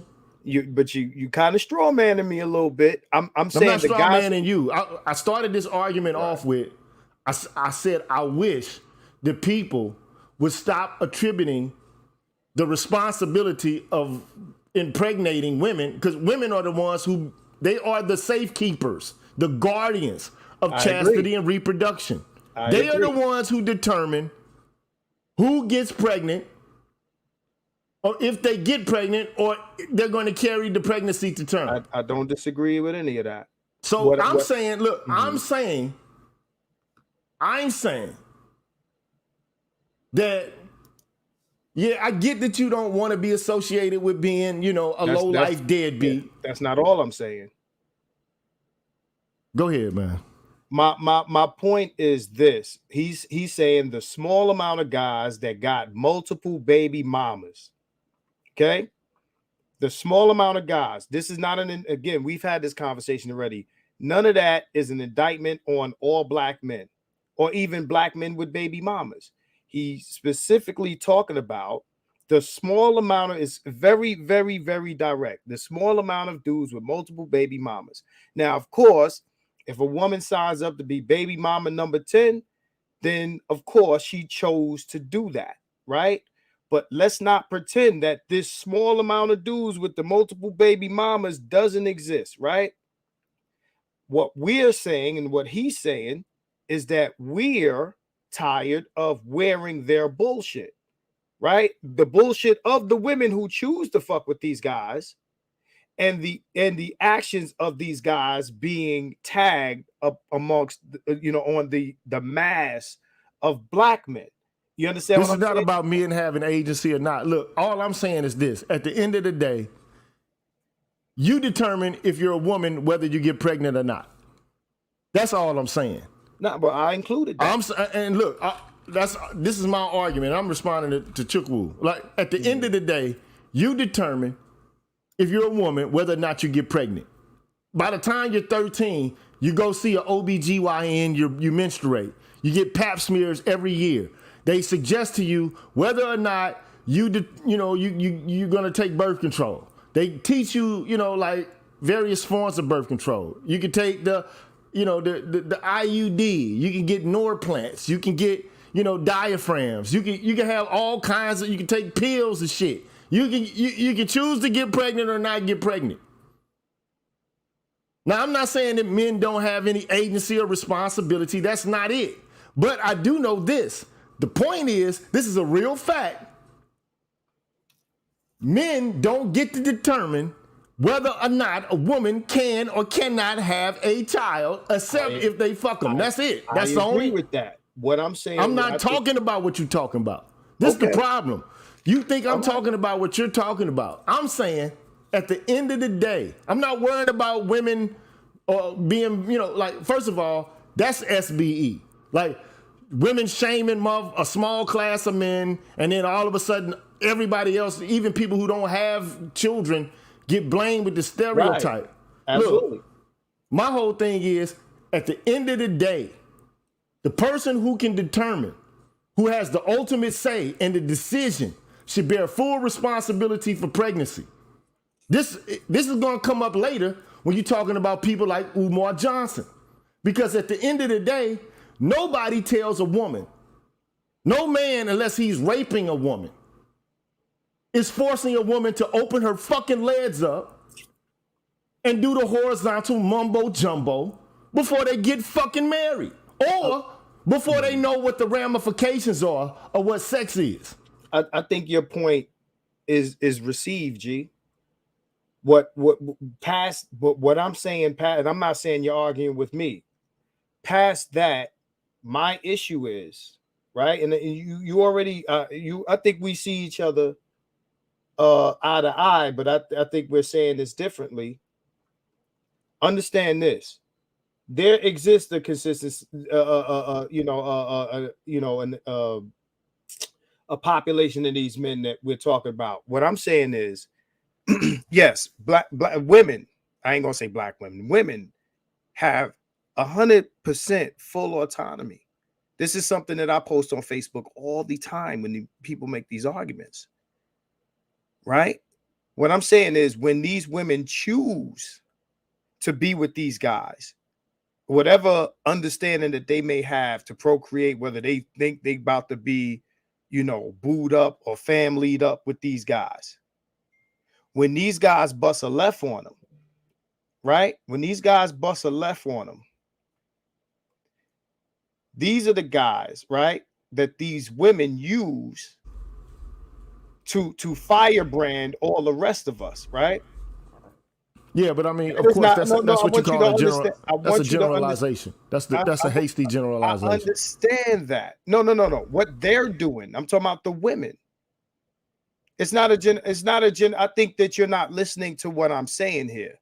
I think that you think that I'm doing what they're doing, and I'm not. I didn't say that. I'm saying, okay, I'm saying that if a woman takes a small class of persons and generalizes from that particular in order to make an assessment about a larger group of persons, that's what a generalization is. But I agree with that, and I don't understand why you think you had to explain that part. That part I think is understood by me and everybody in the chat, right? What I'm saying is these guys that they're choosing from, right, to blame all of the rest of us. To me, that is, if I have a Pookie problem, which, and I put air quotes on that is my issue, but it's not necessarily them, because remember, it's this sort of thing that created the Pookie to begin with. Yeah, but my, Right? my whole So- thing is so- my go whole ahead. thing. Like, look, and let me just. This is my last time I'm gonna say this. I've already mentioned that a man who's foolish enough to not wear a hat, you're gonna like be responsible for what you get from fucking that chick. Like, if it ends up that you're pregnant, I mean she's pregnant and she has it, and you got to pay child support, you could have wrapped your dick up. Yeah, I say that consistently. absolutely. All right, so this is not even, I'm not even going there, okay? I don't have time to entertain that shit, okay? But at the end of the day, when it comes to pregnancy in and of itself, the woman has the final say, not the man. A man can't say, okay, I fucked you, you got pregnant, you want to abort it, I'm vetoing your abortion. Men don't have that fucking power, okay? Now, men don't have power to determine when a child is born and when a get child it, is not G. born. We get it, bro. So that's all I'm saying. At the end of the day, Me and you are not saying the same thing, bro. If an accidental pregnancy happens, yeah, she should go get an abortion. And also, if you know a guy has a bunch of kids by a bunch of women, why would you proceed with the pregnancy? Right? Why would you proceed with the pregnancy? So yeah, that's when your autonomy, your body, your choice comes into play. But at the end of the day, because this is the I'm responding to demographic. people in the chat. You're talking to me as if you're like having a conversation with me. I'm responding to people in the chat. At the end of the day, this is all I'm saying, bro. Look, any man that has a child by a woman, 9 times out of 10, that guy's going to be held responsible in some way, especially if the woman has contact with the government, state, local government, and receives any kind of assistance or is mad at you and wants to demand child support. There's your accountability right there. So let me Whether agree the with the motherfucker's a pookie or not, whether he can pay or not. Okay? Hey, Stuart D, I just want to shout these guys out. Stuart D and Truth Teller. No, I agree with y'all. So pardon me for saying accidental pregnancy, because I do agree. I agree with those two. She said there's no such thing as an accidental pregnancy. That's a fact. And the only thing I'm saying is the idea. The reality here is that women aren't held accountable for getting knocked up, but men are held accountable for knocking women up. That's my issue. That's my problem. What I'm talking about. I'm saying, look. All I'm saying is, and I'm gonna move on. Okay. Yeah, all I'm saying is, I wish niggas ahead. would stop trying to talk about Pookie. Stop shaming what niggas doing for some bitches typecasting you as being incorrigible and a deadbeat and some sort of lowlife. Because at the end of the day, the number of these kind of individuals, more than likely, you already say it's a minority. It's not the majority. So it's not, but that means they exist though. It's just like when women say, even if these guys exist, women are bringing that shit on themselves if they get impregnated by a nigga like this. Absolutely. So that's all I'm saying. But them niggas still ain't shit though. Hey, but it's them bitches' fault for fucking with niggas that ain't shit. Absolutely. Because they fucked the nigga without having any confidence that this nigga would be a viable, meaningful, supportive part of their children's lives. Right. So if that's the sort of shit, and this happens, nigga, you know how many one night stands I had with bitches? Bro, quite a few. And the whole point is, neither party is a victim. Neither party is a victim, is what I'm saying. All I'm saying is, when I did, I wore a fucking condom. Absolutely. With spermicide. Right. That's all I'm saying. Now, I'm not saying that you should, but there's some dudes that don't know how to not fuck. They ODB. They don't know how to fuck without fucking raw. Do you agree that Maul, we're talking past each other. We absolutely are. Both of these people, neither one of them are victims. The small contingency, the small amount, the minority of these guys that these women choose to fuck with, they're not victims because they see it. and the guys are not victims either. But you began this part of the discussion by saying, well, I can't blame the Pookie. Well, you can't blame the Pookie for being the Pookie and getting the girl pregnant when his track record for pregnancy and being a so-called deadbeat is obvious to everyone. We know that the girls know who these niggas are when they fuck with them. So I'm not taking no accountability away from her. All I'm saying is that nigga trash too. My thing is, I just hate when they use that trash nigga that they liked and they decide, I'm with you totally, 100%. They try, it's not just about, oh, they could have gotten abortion. No, they wanted the pregnancy because they tried to build a life with that nigga. And when it didn't work, now we got to wear it. And that's what I'm saying, bro. Yeah, that's that shit right there. Like, look, that's at what the I'm end saying, of the day, fam. yeah, that shit right there, like, bro, if a woman fucking tries to use a baby to keep a motherfucking man, she's delusional. Just like a man trying to keep a woman by impregnating her is delusional. Right. Especially that shit is not going to keep people together. Children don't keep people together. Right. Children tear people apart. Okay. You got to be together before. That's why I say the first thing should be the two people who fucking each other should have a fidelity to each other. And before, you know, like you start having children, because today, like I could see 50, 60 years ago, an accidental pregnancy occurring. 2023, I can't see an accidental pregnancy happening unless it's truly an accident that was an anomaly related to, you know, you're using these devices, condoms, spermicide, birth control, but still the miracle baby comes about. Right. That's a whole different story. Or like you got a vasectomy, but you still got her pregnant and it's yours. Yeah, but you know, because you did a DNA test and you found out it is yours. Plan B and abortions are 100%.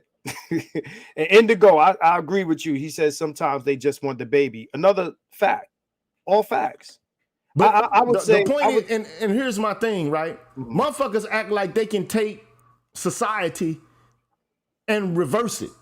Like and this is my critique of people like Chukwe. You can't roll this shit back, bro. No. The sexual revolution is here. Okay, you can't put the genie back in the bottle with this shit. It's been here for a minute. You can't stop sexual freedom. Ever since the fucking Woodstock era, that's over with. Sex, drugs, and rock and roll is here, bro. It can't be returned.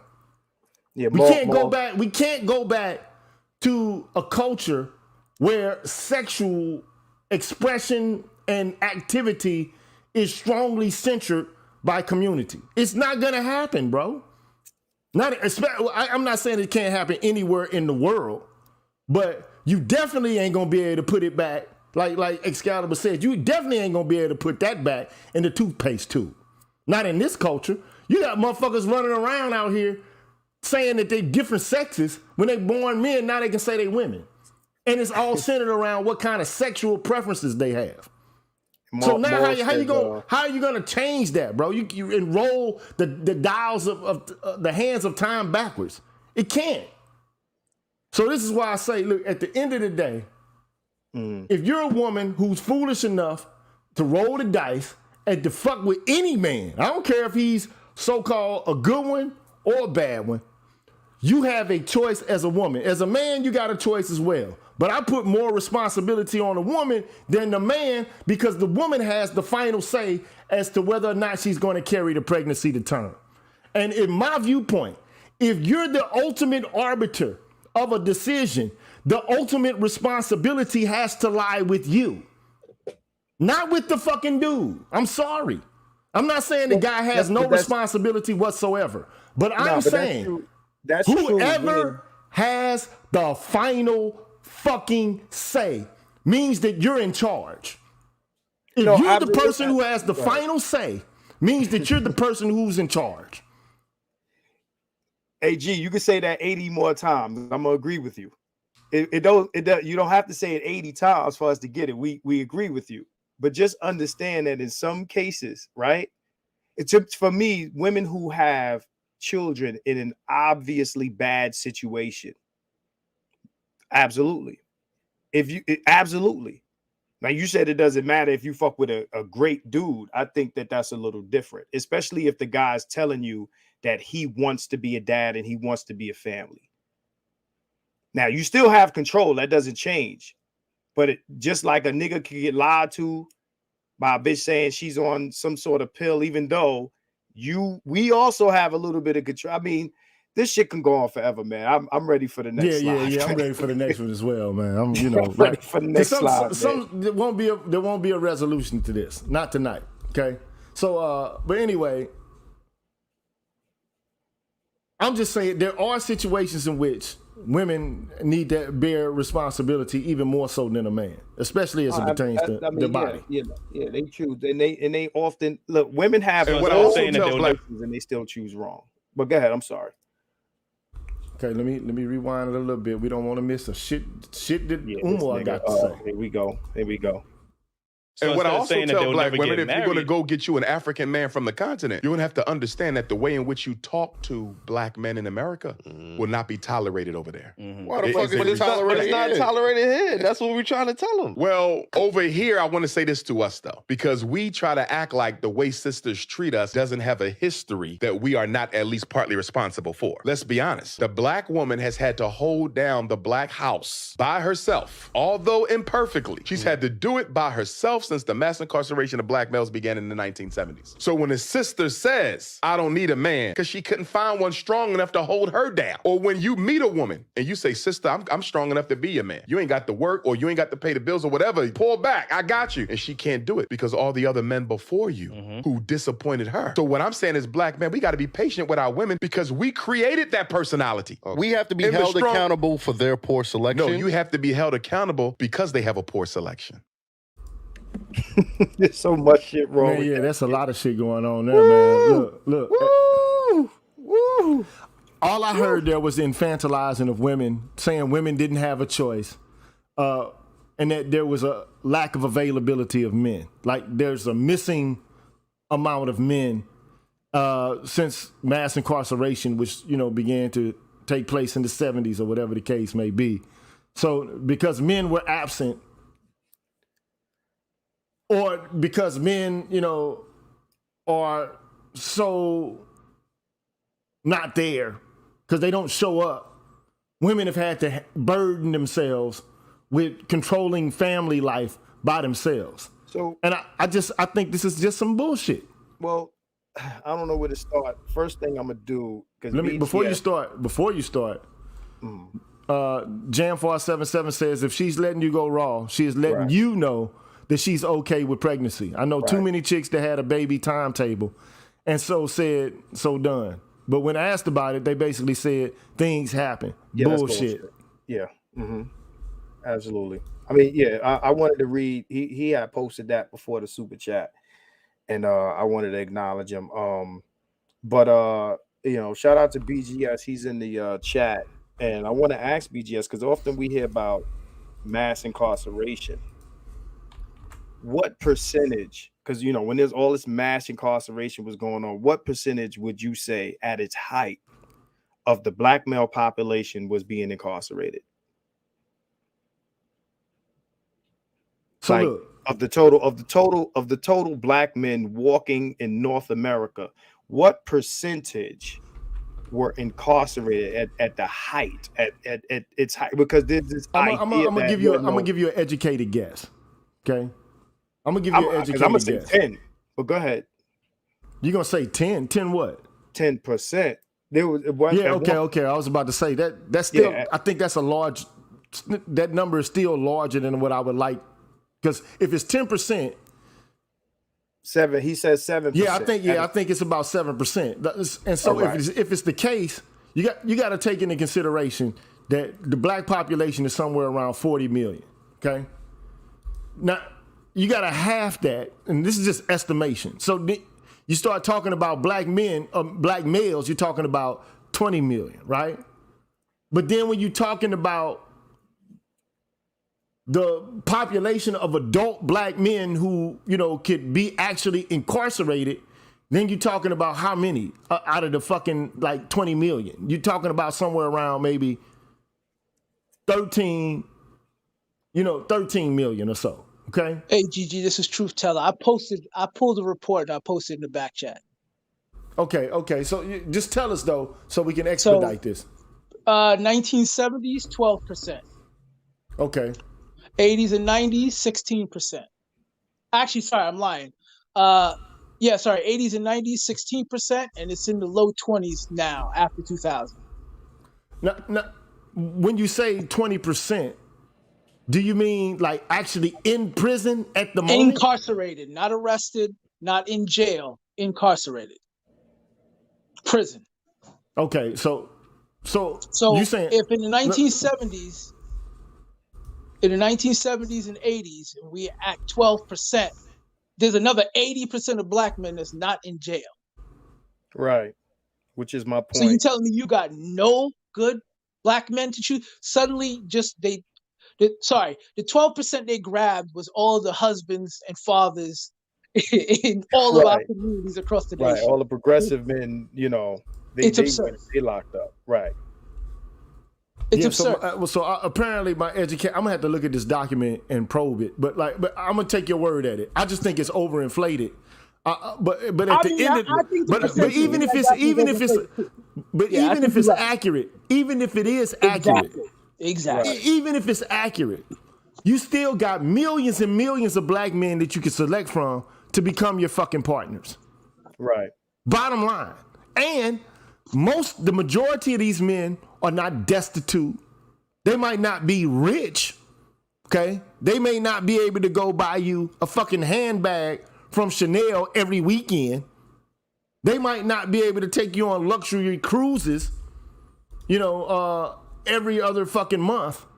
They might not be able to, have you move and live next to George and Wheezy, okay?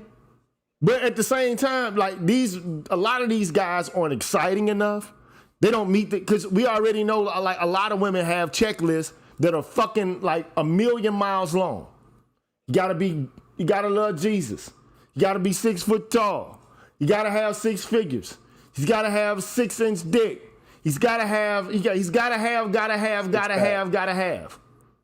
At the end of the day, I'm saying even the men who have everything that women say that they want on their list, them motherfuckers ain't good enough, man.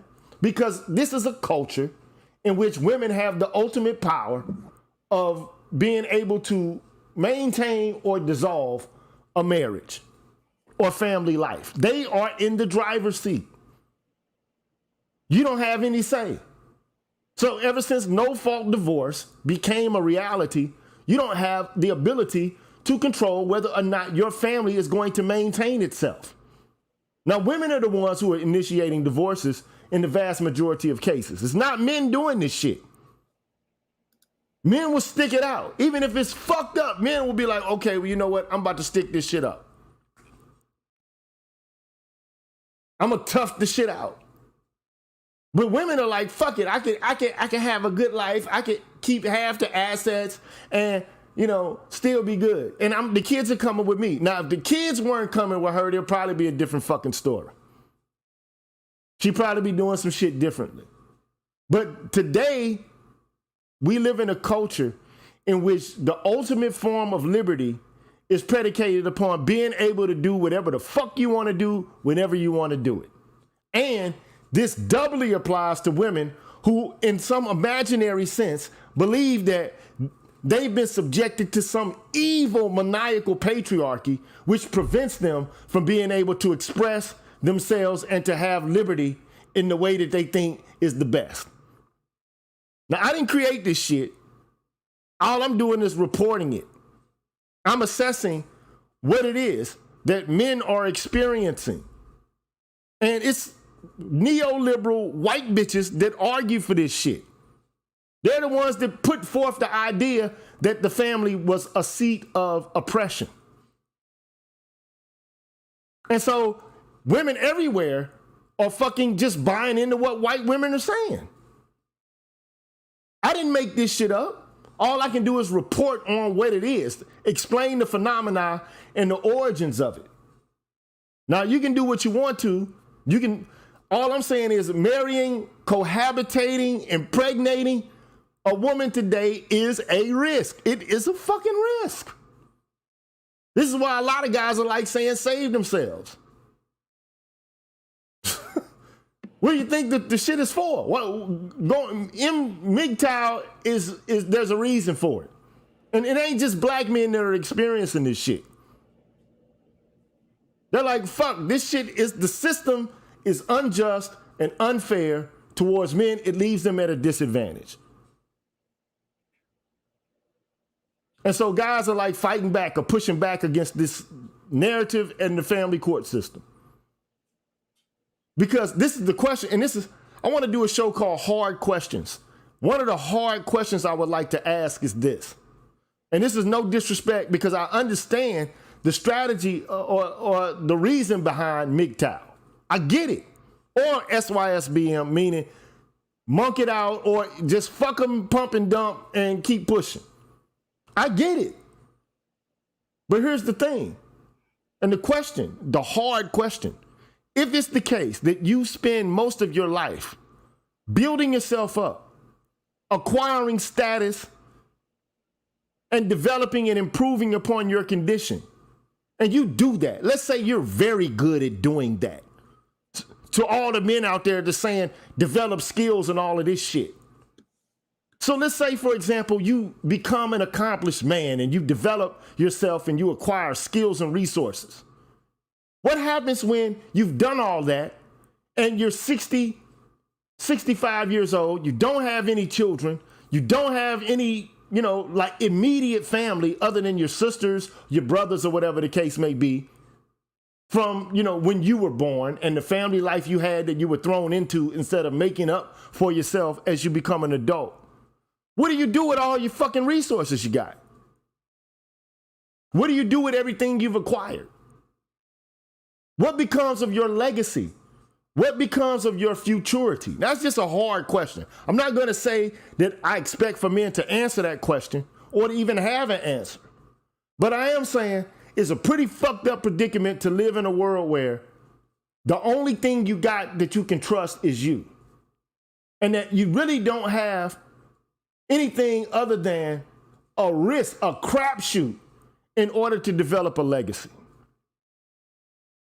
It's a precarious position, because one thing I do know is that the way people get ahead, or at least the way it was thought that you get ahead, was that you pass on generational wealth and you plan and you get better success as successive generations come into existence. But what happens when you don't have anything? No legacy to impart anything to. Would you give your shit to the government? All the shit you worked for, you improved yourself. You busted your ass in order to get your shit together. What do? Like, I mean, fuck, when you get 65, you just blow it off on hookers and shit? I mean, it's like you're just giving hoes money anyway.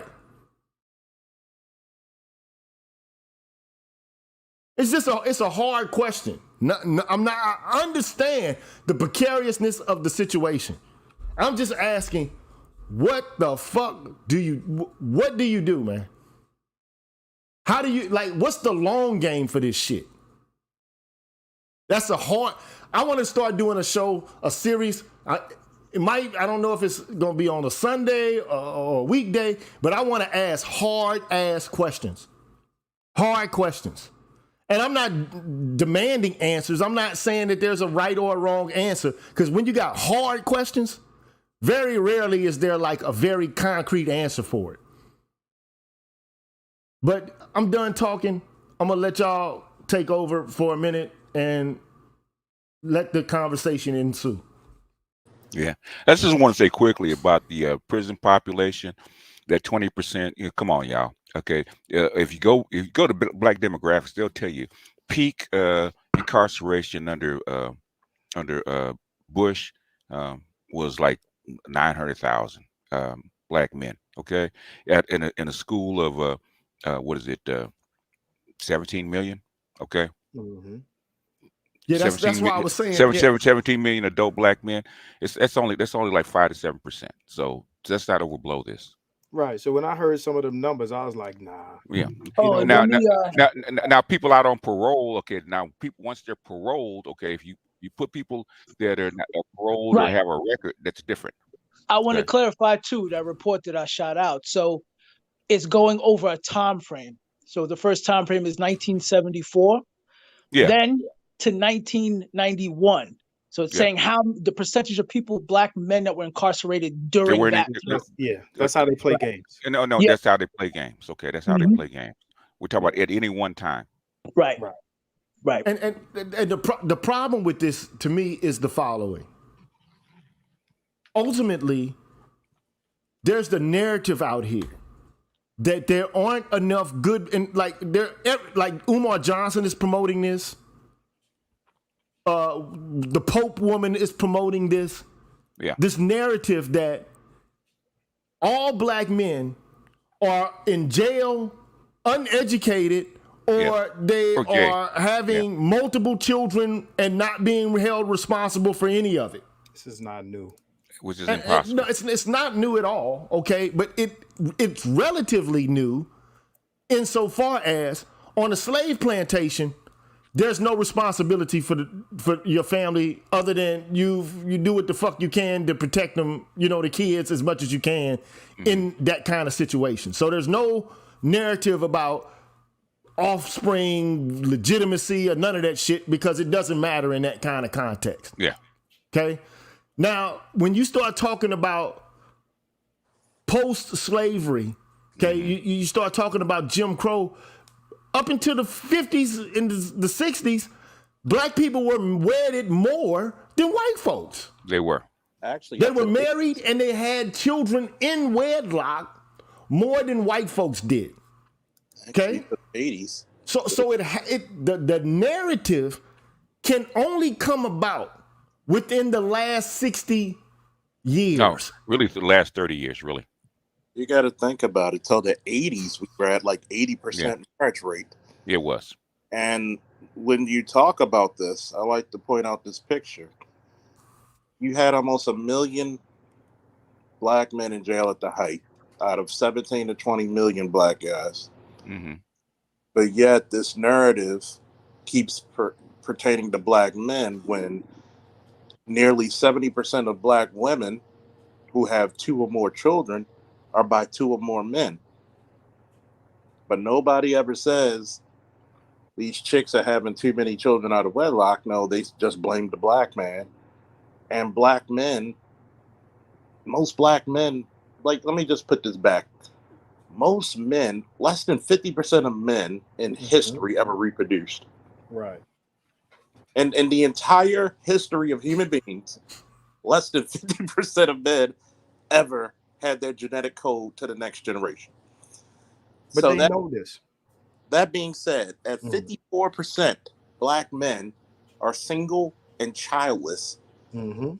But a black woman, if she has 2 or more kids, there's a 70% chance that she got 2 men or more. And they're not always black either. And they're not always black. So, But this is one thing, like, okay, so from a social standpoint, I would say that this reproduction strategy, from a social standpoint, is pathological. Okay? But from a diversity, like a biological point of view, like, this favors women's desires. This is like this is some thought shit. Like, this is whore culture made, normalized, put it that way.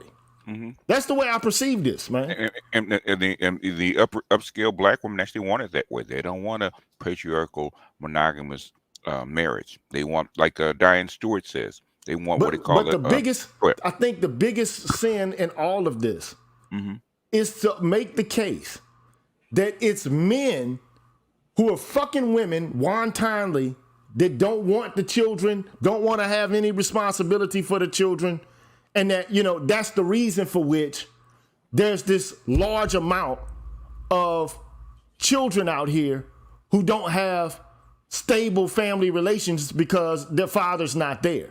That's not what the fuck is happening. Mm-hmm. We need That's to true. stop telling this goddamn lie. Well, the society at large. Society okay? large, yeah, because it's not just Right. women that are telling this lie. It's a lot of guys out here saying the same Yeah, shit. same We just saw the videos with the guys saying that the black men, you don't take care of your kids. That's the reason why, and all of this shit. Yeah. You got one guy And it's a saying simplistic answer to a complex problem. Mm-hmm. Okay, the problem is most men. I'm just gonna keep it real. This is black pill shit right here. Now, I'm gonna say this is black hole pill. Okay, where light doesn't enter. Most men are more suckers for love than the women that they fuck. Absolutely. The truth. It is. Most men are bigger fucking suckers than the women that they're fucking. and by design, because if you don't get buy-in from the men, society doesn't exist. Now here's the kicker. Women are separating from men who want to be there. But you know what? The men have no power to maintain it, and they have no stewardship over children, and it's been designed this way. This is why we've been going into legal precedents. And we're talking about how laws and acts and, parliamentary decisions have contributed to the culture that we have today. And you know what? Nobody gives a fuck. The only thing we do is we use folk wisdom or common sense understanding to try to explain the phenomena. But if we are supposed to be men of intellect, this is bigger than SBE. This is not about blaming bitches. This is about understanding a complex constellation, a plethora of cross-cutting phenomena that has contributed towards the kind of phenomena that we're experiencing right here, right now. This stretches back as far as 1660. And a small clause that had nothing to do with the larger fucking Tenures Act, Abolition Act. Okay? It's a small part where small little fine print clause. Oh, by the way, fathers are able to appoint guardians for their children upon the event of their deaths. Then you get the court who now serves as stewards over, like these contracts, who then eventually are able to arbitrate disputes about what the guardian is doing appropriately or inappropriately, and can take or give away rights and adjudicate decisions pertaining to parental rights, the rights of the father. And then what this shit does is it opens up a process where they give larger and larger rights to women, and eventually they just give the same shit that they gave to men, they now give to women. The Custody of Infants Act was an act that allowed women to petition the court for stewardship of the children. The children were naturally thought to be the stewards of the father. But now she could go to court and say, I want the kid. Then you get, like a continuation of this. So if initially it was just between the years, the years of infancy to 7 years of age, then they extended it to 16 or some shit like that, or 13 or so, I can't remember, or 18, I don't know what the fucking age is, but adulthood, okay? Now you got guys, whatever the woman decides is what goes. And then you got guys acting as if they can force their way into being in like functional relationships with these motherfuckers. You can't force this shit. This is why I've been trying to articulate to guys, look, man, they have the fucking ring of Gyges. They can make themselves invisible or appear. They have the power of the invisible man. It's like, it might sound fucked up for me to say that, but it's an acknowledgement of how fucked up the system is and how skewed it is in their favor. And you'd be fucking crazy to not acknowledge it. This is why guys are like, fuck these hoes. This is why guys are getting passports. This is why guys are saying you're fucking killing our legacy and destroying our reputations. Because we don't have the ability to build families and to have any impact and control over them. It ain't guys that's fucking these chicks and breaking bad on them. Oftentimes, it's chicks fucking multiple niggas and breaking bad on the niggas. The black pills, the real black pill is a lot of dudes out here are being manipulated and used for their fucking sperm, man. Pumped and dumped, not the other way around. It's niggas getting pumped and dumped, but niggas don't have the capacity to perceive themselves as being in anything else other than a macho position. And this is the foolishness that niggas got to deal with. This is why motherfucking men need to constantly be talked to and made aware. But it doesn't happen. They telling us to be quiet. Don't say it. Don't talk about it. Oh, you're crying. You're complaining. Yo. And then let me just say one last thing. I'm going to open it up again. At the end of the day, if you've been in the manosphere for 5, 6, 7, 8, 9, 10 years, motherfucker, you already graduated from the freshman class or the sophomore class or the junior class or the senior class. You should be a fucking graduate student now of this shit or a doctor in it, goddamn it, right now. So you already know that if you're a fucking teacher, that men are going to constantly be coming into this shit, revolving like a revolving door. Just like freshmen are going to be entering into high schools and colleges every goddamn year. And until the circumstances changes, the fucking curriculum doesn't fucking change. So if you're over it, it's probably because your bitch ass been sitting in a fucking freshman class when you should have graduated a long goddamn fucking time ago.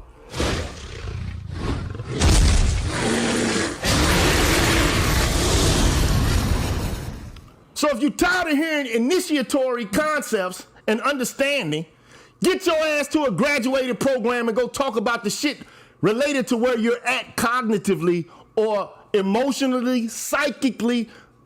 Join in the conversation where you are. That's my fucking advice to you. Why sit around if you're not into teaching and making people aware? Then what the fuck are you still in the space for? You got the information. Okay, so now it's time for you to branch out and do something different then and to act accordingly. Now, if you're here to give information, that's a whole different story. But if you're here on some bullshit to disrail the conversation because you don't want niggas to understand it so they can get fucked around, because there's always going to be a new class of persons coming in to awareness related to their situation. If you don't want them to have the information, man, fuck you, nigga. Fuck you, bitch ass niggas.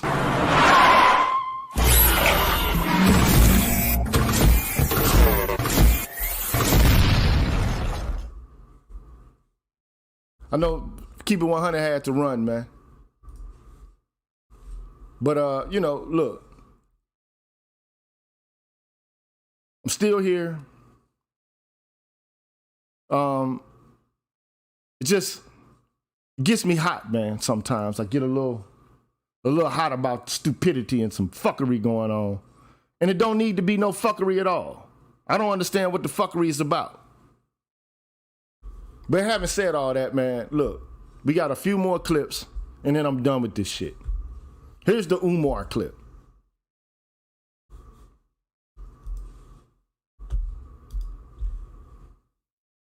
I had an older lady tell me, she's, I think, just past 40. Clip. No, it's not. This is the last clip. We don't play Umar. Here's the other last clip.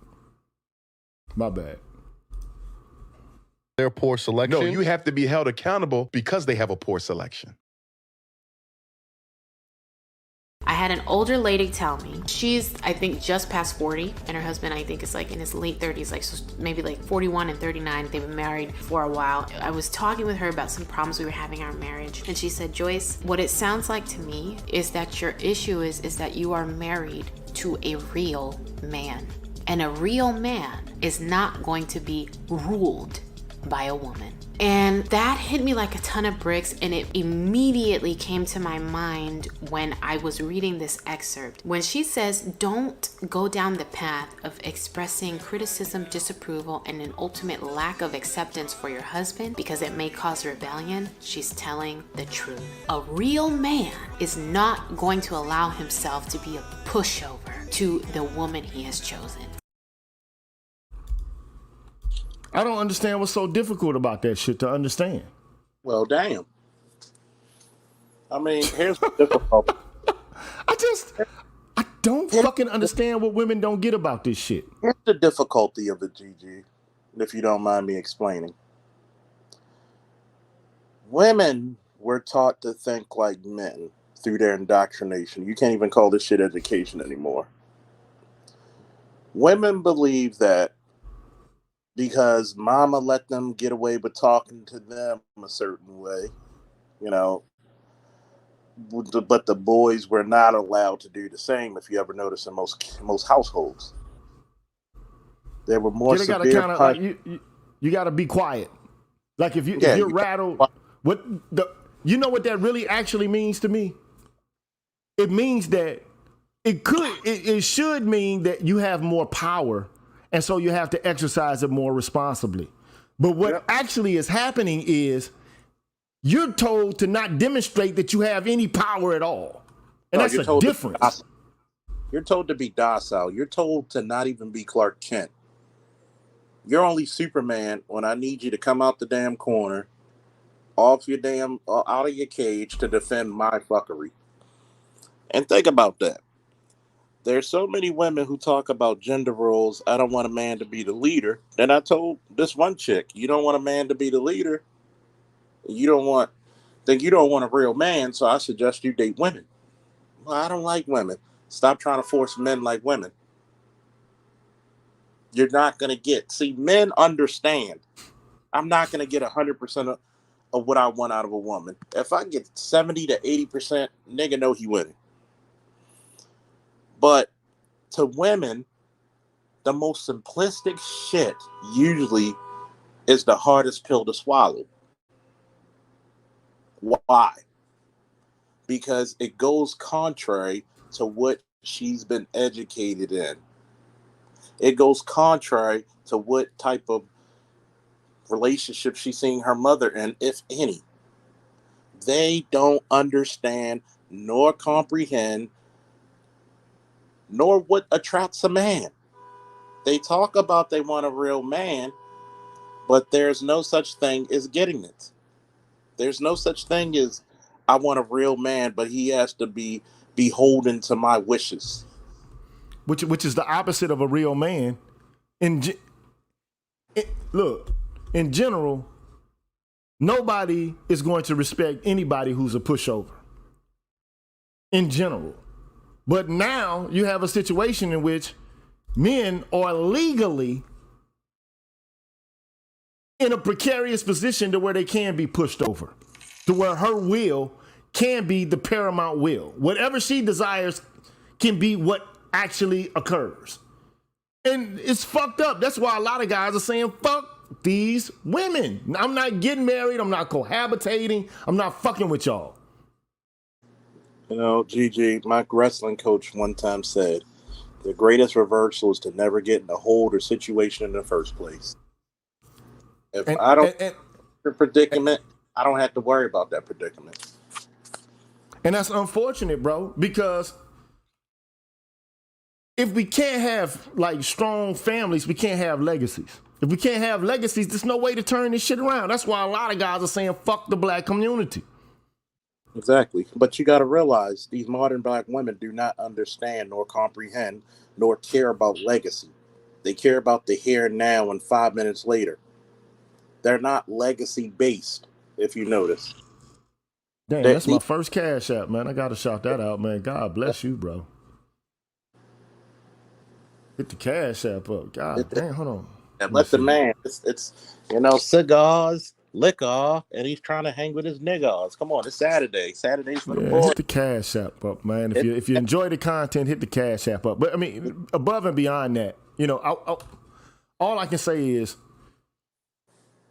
this is the case for all men in the Western world. Like, white guys have been fucking going to foreign countries trying to find foreign chicks to fuck with long before black men, been like touting, recently, like passport, bro. They've been getting mail order brides and shit. Yeah. Now, I'm not saying that everything white people do is like appropriate, but like they do have an understanding of the ways in which their power has been diminished. Yeah. They get it. They understand. And quite frankly, they're the ones that diminish their own fucking power.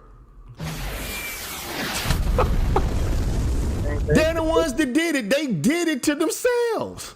Yeah, they did the equivalent of throwing the guns to the enemy and saying, come on, let's fight fair. You know what they did? I think it's worse than that. They cut off their own balls, bruh. And they wonder why.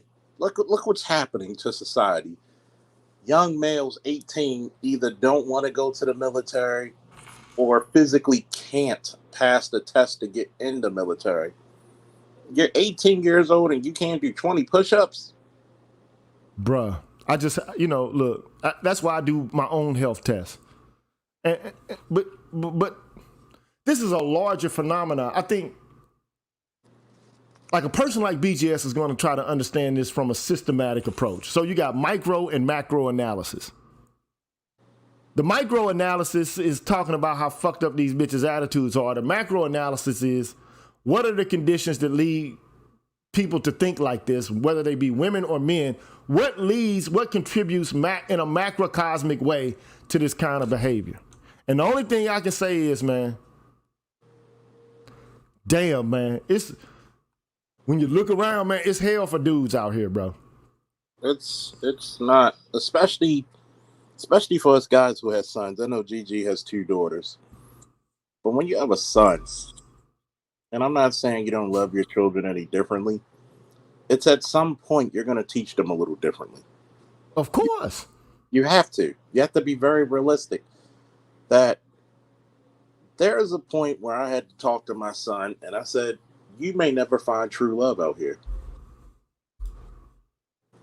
And he looked at me like, what you mean, Dad? I said, a chick will love you for what you can do, but not who you are. And she's totally fine with that. And he's going to be 16 next month. And he looked at me like, damn, Dad, why'd you drop that damn rock on my head like that? He needs it. That's the best thing you could have told him. The truth. He needs it. Just like when me and my godson got in a debate about the damn motherfuckers in the submarine. He's like, this is tragic. Don't you feel sorry for their families? I said, fuck no. I said, I can't feel sorry for dumb motherfuckers. I'm black. When people talk about black pill, I'm very black pill. I said, I can't feel sorry for somebody who was warned several times not to do something that was catastrophic. It's just like if a chick tells me, well, my baby father wasn't this. Did he show any signs of being a good father before you got pregnant? Well, he didn't take care of his first daughter. Bitch, get the fuck away from me. Here's the deep thing about this to me. And then, I'm going to shut up. I'm going to close this shit out, right? I want to thank some people before I do close it out. But ultimately, all I can say is this, bro. I'm not demanding that men have foresight to know everything that's going on with the women that they're fucking with, or vice versa, that women have understanding about everything related to the people. They're unknown unknowns, okay, when it comes to the people that you fuck with, okay? Like, things that you don't know about the individual that you don't even know to know about. And the same is for both sexes, okay? Unless you could be around that motherfucker. Now, there are signs, but oftentimes people can't see signs until it's behind them, okay? I mean, you've seen The Sixth Sense, okay? You've seen Eyes Wide Shut movies like this, or you've seen The Usual Suspects, and it's so clear now. Now that everything has been revealed, you can look back at the clues and see it clearly. But all I'm saying is the circumstances that contribute to the longevity of human beings developing families and sticking together. It's not fertile soil. This is fucking barren land for that. But unfortunately, people sell people these ideas and these dreams about what ought to be and what could be, but they don't help people develop the skills in order to make it happen. And the people who lose are the people who come after us. Whether they be male or female, boys or girls, we all fail. Women don't get what they want, men don't get what they want. But God damn it, just like that lady said, women, they have to stop pretending that they're not utilizing the system to get what the fuck they want. They have to stop pretending that they want these marriages and shit like that, when in reality, their actions, they're saying something entirely fucking different. It ain't no secret. Women are the ones who are initiating divorces. It's not men. Not to say that men don't ever do it, but I mean, overwhelmingly, it's women that are doing this shit.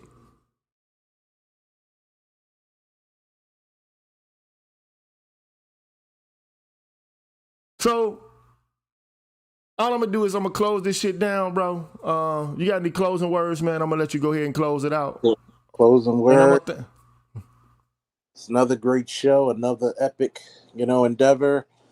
Don't forget to like, share, subscribe, and also if you want to subscribe to my channel, Charles Faulkner Jr., please do so. And another one, remember, it's Saturday. Saturdays for the boys. Gotta go get my cigar, drink my liquor, and hang with my niggas. For sure, man. Woo! Be good, my brother. Be good, man. Be peaceful. So let me say this, man. Shout out to all the people who supported me. MS Delta said they're trying to gaslight black men. Don't believe our lying eyes.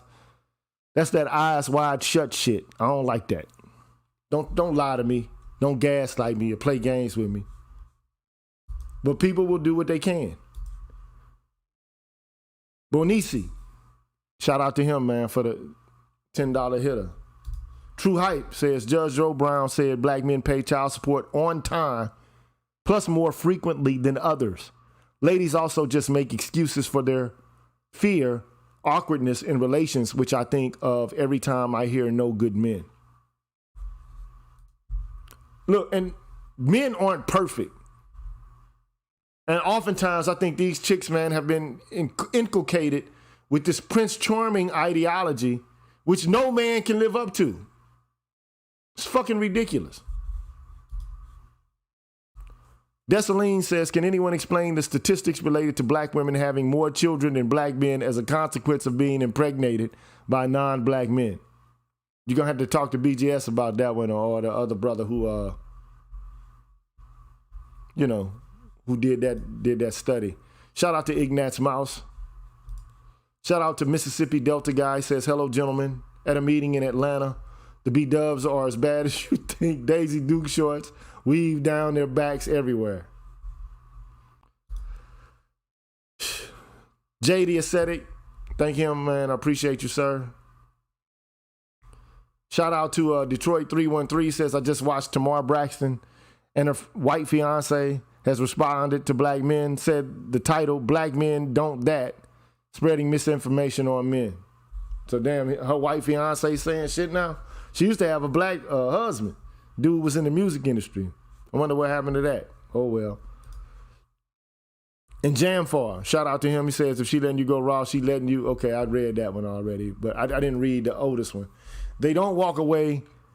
They was never there. These bras getting pregnant and are just in a situationship. Black people are always judged by their least common demographic. Only with black men, it's always negative. Shout out to that brother, man. Appreciate you. And Kobe said he's paying the Marcus tax, to keep it 100 tax. And shout out to Zan again. T. Crawford, shout out to him. Shout out to TD Hip Hop Media again. Big Kev again. Salty Balls as always. Aquatechy as always. And always, of course, BGS, man. I appreciate your presence today. And for the people who, you know, blessed me on the Cash App after I made a comment or a statement about it. But shout out to those individuals. I'm trying to pull it up, but for some reason, I don't seem to be able to. Oh, Kalen, MLR, shout out to you, sir. Supreme Ibmore, shout out to you, and Harden. Thank you, gentlemen. Hey, man, I don't know if I'll be on tomorrow, but I know I'll be on next week. I'm going to get back to this ghetto shit I started, which I haven't talked about or discussed for quite a bit of time. I want to follow up on that. I'm going to talk about the Themis and Thoth guy and some women that he had a conversation with that basically said that DV was something that men do, and we need to stop teaching men to hit back. That's the problem. Not women hitting men, but like motherfuckers protecting themselves. It's crazy. But this is where we are, man. So I got a whole bunch of shit to talk about. So I will be back. So I will holler at y'all, man. Y'all be good. Until the next time, man. Peace.